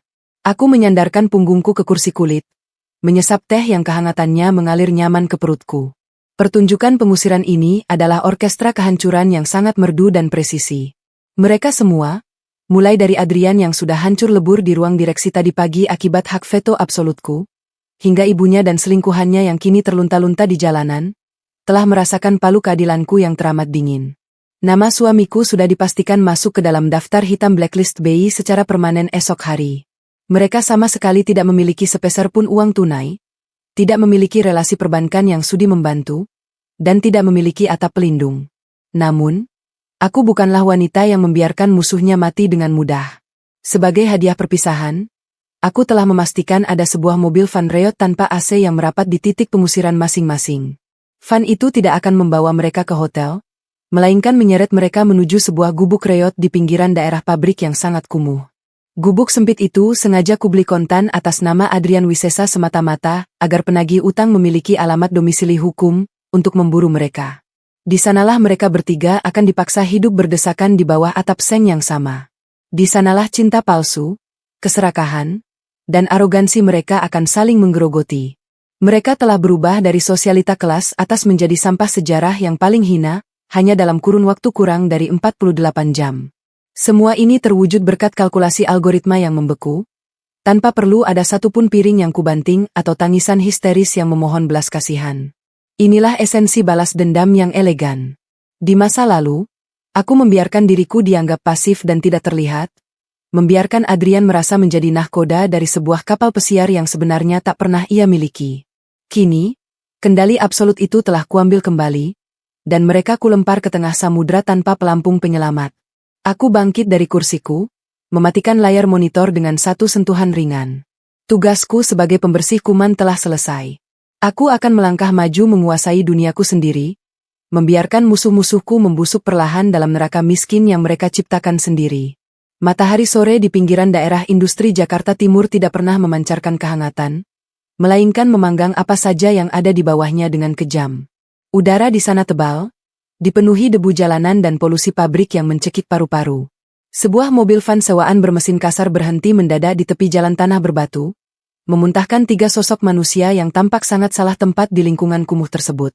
Adrian Wisesa, pria yang 24 jam lalu masih menepuk dada sebagai seorang CEO bernilai triliunan, kini tersungkur ke tanah berdebu. Setelan jas bespoke dari desainer Milan yang ia kenakan kini lecek, kotor, dan basah oleh keringat dingin keputusasaan. Di belakangnya, Ibu Ratna terhuyung turun dari van, meratap histeris dengan riasan wajah luntur yang membuatnya tampak seperti badut tua yang menyedihkan. Terakhir, Bianca melangkah turun dengan wajah pucat pasi, tak ada lagi tas Louis Vuitton atau perhiasan murni yang menghiasi tubuhnya. Sang pelakor murahan itu hanya mengenakan gaun tipis yang melekat tak nyaman di kulitnya yang berkeringat. Van itu melaju pergi, meninggalkan mereka dalam kepulan asap knalpot yang pekat. Di hadapan mereka, berdiri sebuah gubuk reot semi-permanen berdinding batako kasar yang sebagian belum diplester. Atap sengnya berkarat dan melengkung di beberapa bagian, menandakan suhu di dalamnya pasti menyerupai oven pembakaran. Di samping gubuk itu, Mengalir sebuah parit dangkal buntu yang memancarkan bau selokan yang sangat tajam dan memuakkan. Menyengat indera penciuman mereka yang selama ini hanya terbiasa dengan aroma diffuser lavender mahal. Inilah realitas absolut mereka sekarang. Tidak ada lagi ilusi kemewahan. Tidak ada lagi kebangsawanan palsu. Adrian melangkah gontai mendorong pintu triplek tipis gubuk itu. Engselnya berderit panjang, menampilkan interior yang jauh lebih mengerikan dari tampak luarnya. Ruangan sempit berukuran 3 kali 4 meter itu hanya berisi satu kasur tipis berdebu di lantai plesteran kasar, sebuah kipas angin plastik yang baling-balingnya patah, dan bohlam kuning redup yang menggantung menyedihkan di langit-langit. Hawa panas langsung menampar wajah mereka seketika. Tidak mungkin. Aku tidak mau masuk ke dalam tempat menjijikan ini, jerit Ibu Ratna, suaranya melengking merobek udara panas. Ia memegangi kepalanya yang pening, menatap jijik ke arah lantai beton yang kotor. Adrian, lakukan sesuatu. Telepon pengacaramu. Telepon kolega bisnismu. Istrimu yang iblis itu tidak bisa membuang kita seperti gelandangan di tempat kotor ini. Adrian tidak menjawab. Ia hanya menjatuhkan tubuhnya di atas lantai berdebu itu, memeluk lututnya dengan tatapan kosong. Logikanya yang dangkal akhirnya dipaksa menelan realitas tajam yang ditancapkan oleh sang istri. Ia sadar, tidak akan ada satupun pengacara yang berani melawan kekuatan hak veto absolut dari pemilik modal raksasa. Ia sadar, proses likuidasi aset yang terjadi pagi tadi telah menyapu bersih setiap rupiah dari eksistensinya. Seluruh rekam jejak finansialnya telah dihancurkan lewat audit forensik yang tanpa celah. Dan yang paling mematikan, ia tahu persis bahwa hari ini namanya resmi terpampang abadi di dalam blacklist BI. Pria itu telah mati secara perdata. Ia tidak lagi memiliki nilai ekonomi, hanya seonggok daging tak berguna yang menanggung tuntutan hukum dan draft gugatan perdata bernilai belasan miliar rupiah. Ia adalah aset beracun yang telah dieksekusi pemusnahannya. Berhentilah berteriak. Bu. Semuanya sudah habis. Bentak Adrian putus asa, urat lehernya menonjol. Semua fasilitas autodebit sudah dibekukan. Kita bahkan tidak punya uang sepeser pun untuk membeli air minum hari ini. Mendengar konfirmasi keputusasaan dari mulut putranya, pertahanan Ibu Ratna runtuh total. Wanita tua yang selama ini selalu menghina menantunya dan dengan rakusnya numpang hidup di atas kekayaan orang lain itu, kini menangis meraung-raung di sudut ruangan yang pengap. Gaun sutranya yang mahal terasa sangat menyiksa, dan untuk pertama kalinya dalam hidupnya, ia berharap memiliki daster lusuh berbahan katun tipis untuk sekadar mendinginkan tubuh rentanya. Semua kesombongannya telah menguap bersama debu. Namun, di tengah ratapan itu, sebuah tawa sinis yang sumbang memecah keheningan gubuk. Bianca berdiri di ambang pintu, menyilangkan tangannya di dada. Wajah cantiknya yang biasa memancarkan pesona manja kini berubah menjadi topeng kebencian yang sangat vulgar. Sang parasit akhirnya menyadari bahwa inang yang selama ini ia isap darahnya ternyata sudah mati membusuk. Jadi, ini akhir dari dongeng pangeran CEO-ku, desis Bianca, ludahnya syarat dengan bisa penghinaan. Kau pembohong besar. Adrian. Kau bilang kau kaya raya. Kau bilang penthouse itu milikmu. Ternyata kau cuma benalu miskin yang memakan uang istrimu sendiri. Adrian mendongak, matanya merah menyala menahan amarah dan sisa ego maskulinnya yang tercabik-cabik. Jaga mulutmu, Bianca. Ini semua hanya sementara. Aku akan memikirkan cara. Cara apa? Potong Bianca berteriak, memajukan tubuhnya menantang pria yang terpuruk itu. Namamu sudah ada di daftar hitam perbankan. Kau bukan bos besar yang memegang portofolio saham. Kau cuma maling yang sebentar lagi akan dipenjara. Kau pikir aku mau hidup menderita memakan debu di tempat ini bersamamu? Aku masih muda, aku cantik, dan aku tidak sudi membuang hidupku untuk pria bangkrut sepertimu. Bianca meludah tepat ke lantai beton di dekat kaki Adrian. Sebuah gestur penolakan absolut dari wanita simpanan yang hanya mementingkan capital gain dari hubungannya. Melihat anak laki-laki kebanggaannya dihina sedemikian rupa, Ibu Ratna bangkit dari lantai dengan amarah yang mendidih. Tutup mulut kotormu, pelacur. Kau yang membuat anakku hancur. Kau yang merayu anakku untuk menghabiskan miliaran rupiah demi membiayai gaya hidup murahanmu. Ibu Ratna menerjang maju, mencoba menjambak rambut panjang Bianca. Namun, Bianca jauh lebih muda dan lebih gesit. Dengan satu dorongan kuat yang brutal, Bianca menghempaskan tubuh wanita tua itu, hingga menabrak dinding batako kasar. Ibu Ratna menjerit kesakitan, memegangi bahunya yang memar. Jangan sentuh aku, wanita tua bangka, bentak Bianca, Matanya melotot liar tanpa sedikit pun rasa hormat yang tersisa. Kalian berdua sama saja. Sama-sama penipu yang berlagak seperti bangsawan. Hiduplah kalian berdua membusuk di tempat sampah ini, karena disinilah tempat kalian yang sesungguhnya. Tanpa menoleh lagi, Bianca berbalik, melangkah keluar menembus udara panas berdebu. Ia tidak membawa apapun selain sisa harga dirinya yang tercemar. Ia berjalan menjauh, meninggalkan pangeran palsunya di dalam neraka yang baru saja mereka resmikan bersama. Adrian hanya bisa menatap kepergian wanita itu dengan pandangan kosong. Ia tidak mencegahnya, karena ia tahu ia tak lagi memiliki apa-apa untuk ditawarkan. Sang pelakor murahan itu telah pergi mencari mangsa baru, meninggalkan Adrian sendirian menanggung beban utang seumur hidup. Jauh dari hawa panas yang menyiksa dan aroma busuk selokan pinggiran kota, di atas ketinggian lantai 50 sebuah menara kaca di Sudirman, sang eksekutor berdiri di balik jendela raksasa. Aruna Larasati menatap cakrawala Jakarta yang mulai menggelap, menyesap teh chamomile favoritnya dengan ketenangan yang absolut. Melalui layar tablet di meja kerjanya, ia telah menerima laporan visual lengkap dari regu keamanannya mengenai penempatan musuh-musuhnya di properti kumuh tersebut. Tidak ada belas kasihan di matanya. Tidak ada rasa sesal di sudut bibirnya. Adrian dan ibunya kini benar-benar telah menjadi tak terlihat, terhapus sepenuhnya dari peradaban elit yang dulu mereka agungkan. Mereka adalah bukti nyata dari hukum alam di dunia finansial. Siapapun yang berani menentang sang penguasa modal tanpa memiliki fondasi, akan berakhir hancur menjadi debu. Aruna menghela napas panjang, menikmati udara sejuk pendingin ruangan yang mengelilinginya. Ia telah mengunci rapat pintu masa lalunya, membiarkan para pengkhianat itu saling memangsa dan membusuk selamanya sebagai sampah sejarah di dalam gubuk tak bernilai tersebut.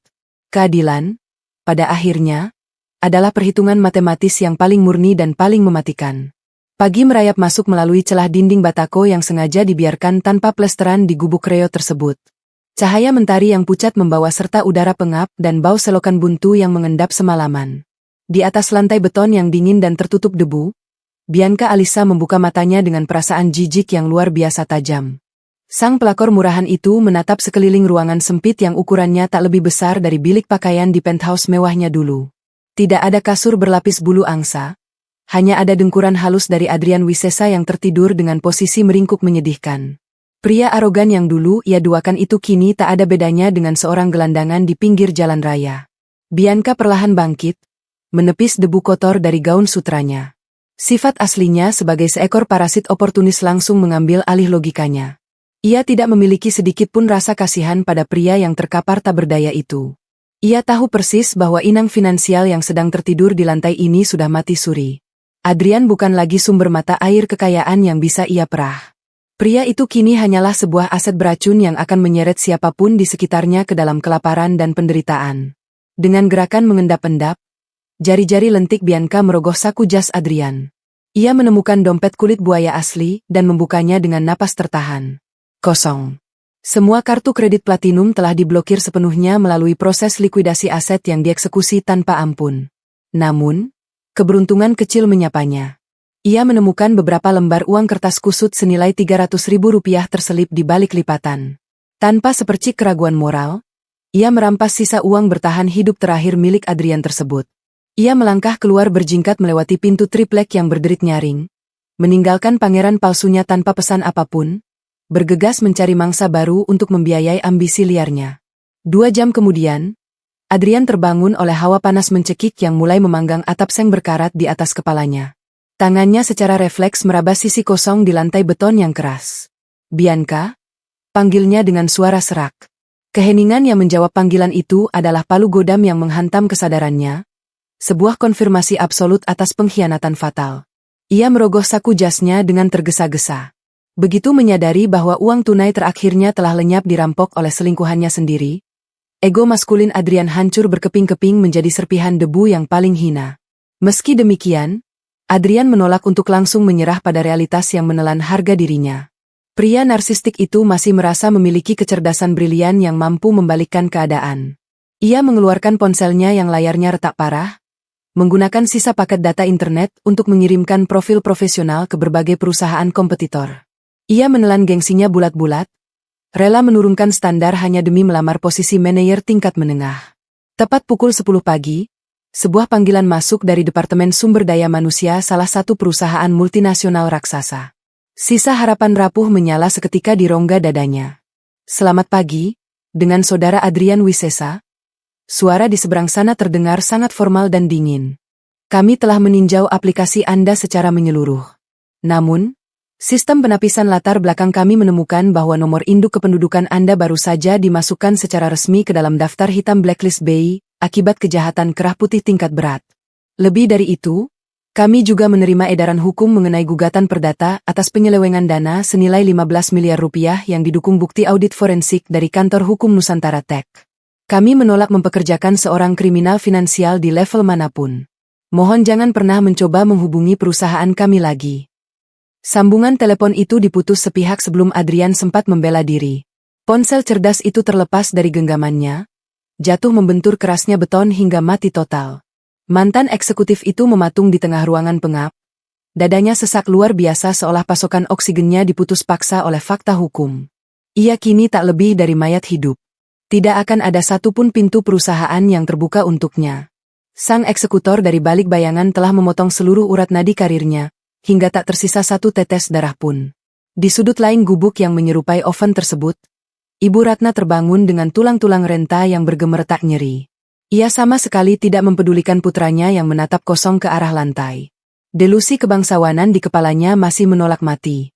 Ia meminjam sisa daya ponsel milik putranya, lalu dengan angku mendial nomor Jeng Dina, ketua arisan sosialita berlian VVIP yang selama ini memuja dan ditraktirnya. "Halo, Dina? Ini aku, Ratna," ucapnya dengan intonasi yang sengaja dipaksakan agar terdengar selembut mungkin, mencoba menutupi getaran keputusasaan yang mengiris tenggorokannya. "Dina sayang, aku sedang menghadapi sedikit kesalahpahaman keluarga. Menantu perempuanku sedang membuat ulah kekanak-kanakan. Bisakah kau mengirimkan sopir dan mobil Eropa MU untuk menjemputku sekarang juga? Aku juga membutuhkan fasilitas pinjaman dana talangan. Tidak usah banyak-banyak, cukup 100 juta rupiah saja. Nanti Adrian yang pasti akan melunasi semuanya." Terdengar tawa sumbang yang luar biasa tajam memotong ucapannya dari ujung telepon. Sebuah tawa yang penuh dengan penghinaan hierarki kelas sosial yang mutlak. "Ratna? Ratna, berhentilah memainkan sandiwara konyolmu itu," desis Dina. Suaranya syarat akan rasa jijik dan penolakan yang tak terbantahkan. "Kau pikir kami semua ini sekumpulan orang buta yang tidak tahu bahwa tas Hermes dan kalung berlianmu itu dibeli murni menggunakan uang curian? Kau bukan bagian dari sosialita kami, Ratna. Kau pada dasarnya hanyalah benalu menjijikan yang selama bertahun-tahun selalu numpang hidup dari tetesan capital gain milik menantumu yang sangat cerdas itu." "Dina, jaga lisan kotormu itu. Aku ini ibunya seorang CEO raksasa," jerit Ibu Ratna histeris. Wajahnya memerah pada menahan malu yang membakar ubun-ubunnya. "Anakmu itu bukan CEO, Ratna. Dia maling pengangguran hina yang sebentar lagi membusuk di sel penjara," balas Dina dengan nada yang jauh lebih kejam. "Pengacara Nyonya Aruna telah mengedarkan surat resmi peringatan bahwa siapapun yang berani membantu kalian secara finansial akan diseret atas tuduhan pencucian uang. Mulai detik ini, namamu secara aklamasi dihapus dari seluruh komunitas kami. Kembalilah memakai daster lusuh murahan milikmu, karena kau sekarang tak lebih berharga dari segumpal sampah sejarah. Jangan berani menelpon nomor ini lagi seumur hidupmu." Sambungan telepon diputus kasar, menyisakan rentetan nada tut yang menggema di telinga Ibu Ratna layaknya lonceng kematian bagi tahta sosialita yang selalu ia sembah. Wanita tua itu menjatuhkan ponselnya, lalu menangis meraung-raung sejadi-jadinya, memukuli lantai beton yang kotor. Ilusi kekuasaan tak terbatasnya telah hancur lebur. Tak ada lagi agenda minum teh sore yang mahal, tak ada lagi kemudahan fitur auto debit perbankan. Ia benar-benar hanya tinggal menunggu ajal di dalam neraka kumuh ini bersama anak laki-lakinya yang telah dijauhi oleh seluruh dunia. Sangat jauh dari lokasi penderitaan absolut itu, melalui jaringan intelijen swasta dan sistem keamanan mutakhir, seluruh narasi kehancuran mental musuh-musuhnya tersaji dengan sangat sempurna. Melalui Gotes iView, dari ketinggian absolut menara kacanya, sang pemilik hak veto memantau laporan penderitaan total ini dalam keheningan yang amat memuaskan. Keadilan sejati tidak pernah mengenal kata belas kasihan bagi para pengkhianat. Adrian dan ibunya akan dibiarkan terus merangkak dan saling menghakimi di dalam kubangan lumpur kemiskinan tanpa akhir.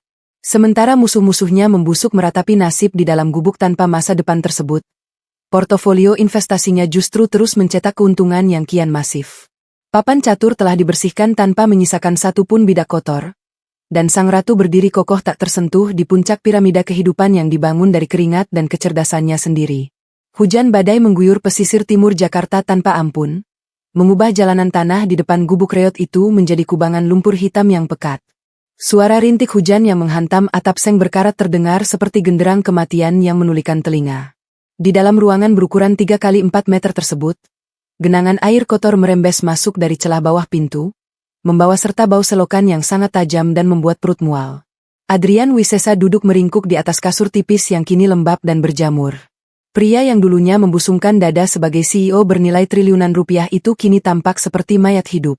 Kantung matanya menghitam, tulang pipinya menonjol, dan tubuhnya menggigil kedinginan dalam balutan kemeja putih yang sudah berubah warna menjadi keabu-abuan. Ia telah ditinggalkan oleh sang pelakor murahan, ditolak mentah-mentah oleh seluruh kolega bisnisnya, dan dibiarkan membusuk tanpa akses untuk membeli sepotong roti pun. Pukul 5 sore tepat, suara sirene polisi membelah derasnya hujan. Cahaya lampu rotator berwarna merah dan biru berkedip agresif, menembus dinding batako gubuk yang belum diplester. 3 mobil patroli kepolisian dan 1 sedan hitam milik kejaksaan berhenti tepat di depan kubangan lumpur. Belasan petugas berseragam lengkap turun menembus hujan, dipimpin oleh Bapak Hermawan, sang pengacara berdarah dingin yang bertindak atas nama klien utamanya. Mereka tidak datang untuk memberikan peringatan. Mereka datang untuk melakukan penjemputan paksa. Pintu triplek gubuk itu ditendang terbuka hingga engselnya patah. Adrian terlonjak mundur, merapat ke dinding dengan wajah pucat pasi. Saudara Adrian Wisesa, suara petugas kepolisian menggema tajam, mengatasi derak hujan. Anda ditahan atas tuduhan penggelapan dana korporat, penipuan, dan pencucian uang senilai 15 miliar rupiah. Berdasarkan bukti audit forensik digital dan gugatan perdata yang telah disahkan oleh pengadilan, Anda secara resmi ditetapkan sebagai tersangka utama dengan ancaman hukuman maksimal 20 tahun penjara. Iya, tolong. Saya bisa jelaskan. Saya butuh pengacara, ratap Adrian. Suara baritonnya yang dulu selalu ia gunakan untuk merendahkan orang lain kini berubah menjadi rintihan seekor anjing jalanan yang ketakutan. Anda sudah tidak memiliki hak atas fasilitas pembelaan hukum dari perusahaan. Status Anda di dalam blacklist BI juga memastikan tidak ada firma hukum yang sudi memberikan kredit jasa kepada Anda, sahut Hermawan dengan senyum tipis yang sangat mematikan. Pengacara tua itu melangkah masuk, menatap Adrian dengan pandangan merendahkan. Anda hanyalah sebuah aset beracun yang telah dieksekusi pemusnahannya. Singkirkan dia dari pandangan saya. 2 petugas bertubuh kekar maju, menarik paksa kedua lengan Adrian dan memborgol pergelangan tangannya. Besi dingin itu mengunci kebebasan Adrian selamanya. Pria itu diseret keluar menembus hujan badai, menjejakkan kaki telanjangnya ke dalam kubangan lumpur yang kotor. Kesombongannya telah dibayar lunas. Ia secara resmi berubah menjadi gelandangan hukum. Seorang pesakitan yang akan menghabiskan masa mudanya di balik jeruji besi bermandikan keringat dan darah narapidana lainnya. Di sudut gubuk yang gelap, Ibu Ratna hanya bisa menonton penangkapan putranya dengan tubuh gemetar hebat. Wanita tua itu menjerit histeris, mencoba menggapai Adrian, namun tubuh rentanya tergelincir jatuh ke dalam genangan air berlumpur di lantai. Adrian, anakku, jangan bawa anakku, jerit Ibu Ratna, suaranya parau dan menyayat hati. Namun, tidak ada satupun petugas yang memedulikannya. Mobil-mobil polisi itu melaju pergi, meninggalkan Ibu Ratna sendirian di dalam kegelapan absolut. Tetangga-tetangga dari gubuk sebelah yang miskin namun memiliki harga diri, hanya menonton dari ambang pintu mereka dengan tatapan sinis. Mereka sudah mendengar berita tentang mantan sosialita korup yang merampok harta menantunya sendiri. Tidak ada belas kasihan bagi seorang benalu yang tertangkap basah. Ibu Ratna merangkak kembali ke atas kasur basah, menangis meraung-raung meratapi kebodohannya. Wanita yang selalu memamerkan tas Hermes ratusan juta itu kini menyadari bahwa kemewahannya hanyalah fata morgana. Ia yang dulu selalu menyuruh menantunya memakai daster lusuh dan menghinanya karena dianggap numpang hidup, kini terpaksa mengenakan pakaian bekas yang berbau apak. Ia benar-benar telah menjadi sampah sejarah. Seorang wanita tua, sebatang kara, dibenci oleh masyarakat, dan dibiarkan menunggu ajal di dalam kemiskinan yang brutal. 30 km dari lokasi penderitaan yang hina itu, di atas ketinggian lantai 50 Menara Komersial Sudirman, Aruna Larasati berdiri anggun di balik jendela kaca setinggi langit-langit. Sang eksekutor menatap gemerlap lampu kota Jakarta yang membiaskan cahaya di tengah guyuran hujan, tampak sangat kontras dengan nasib gelap musuh-musuhnya. Di atas meja mahoni di belakangnya, layar monitor raksasa baru saja memutar live feed dari kamera tersembunyi yang merekam detik-detik penangkapan Adrian dan kehancuran mental Ibu Ratna. Aruna sama sekali tidak mengedipkan mata saat melihat mantan suaminya diseret ke dalam lumpur. Wajah aristokratisnya sedingin es di kutub utara. Tidak ada sepercik pun air mata penyesalan atau rasa kasihan di dalam dadanya. Baginya, pemandangan itu hanyalah sebuah laporan akhir dari proses likuidasi aset yang berjalan sukses. Mereka berdua, bersama Bianca sang parasit yang kini entah melacurkan diri di mana, adalah contoh nyata dari kebodohan manusia yang berani menguji kesabaran sang pemilik modal. Aruna melangkah pelan menuju meja kerjanya, mengambil gelas kristal berisi wine merah vintage seharga ratusan juta. Ia menyesap cairan merah pekat itu dengan keanggunan seorang ratu yang baru saja menaklukkan sebuah kerajaan pemberontak. Di layar monitor keduanya, grafik bursa saham menampilkan garis hijau yang terus meroket naik. Nilai valuasi Nusantara Tech melonjak drastis tepat setelah pengumuman pemecatan CEO yang korup. Tingkat capital gain yang masuk ke dalam portofolio investasinya malam ini menembus angka ratusan miliar rupiah. Pasar merespons sangat positif terhadap ketegasan pemegang hak veto absolut yang berani membersihkan kebusukan dari dalam perusahaannya sendiri. Aruna menaruh gelas kristalnya, lalu menekan tombol daya pada panel kontrol utama. Seluruh live feed yang menampilkan gubuk reot itu seketika mati, berubah menjadi layar hitam pekat. Aruna secara resmi dan permanen memutuskan seluruh koneksi, memutus rantai masa lalunya tanpa menyisakan satu pun jejak emosional. Sistem autodebit keuangannya bekerja dalam diam, melipat gandakan kekayaannya setiap detik sementara Adrian menangis di sel tahanan yang dingin. Balas dendam terbaik tidak pernah dilakukan dengan teriakan amarah atau lemparan barang. Balas dendam terbaik adalah dengan berdiri di puncak gedung pencakar langit, memegang kendali atas urat nadi perekonomian, dan menyaksikan musuhmu mati kelaparan di aspal jalanan secara sistematis dan legal. Aruna Larasati merapikan kerah blazer sutranya, lalu berbalik melangkah meninggalkan ruang kontrol tersebut. Sepatu hak tingginya berketuk nyaring, sebuah simfoni kemenangan yang abadi. Ia melangkah pergi menuju masa depannya yang tak terbatas, menanggalkan peran lamanya, dan mengukuhkan dirinya sebagai dewa finansial yang tak akan pernah bisa disentuh oleh siapapun lagi.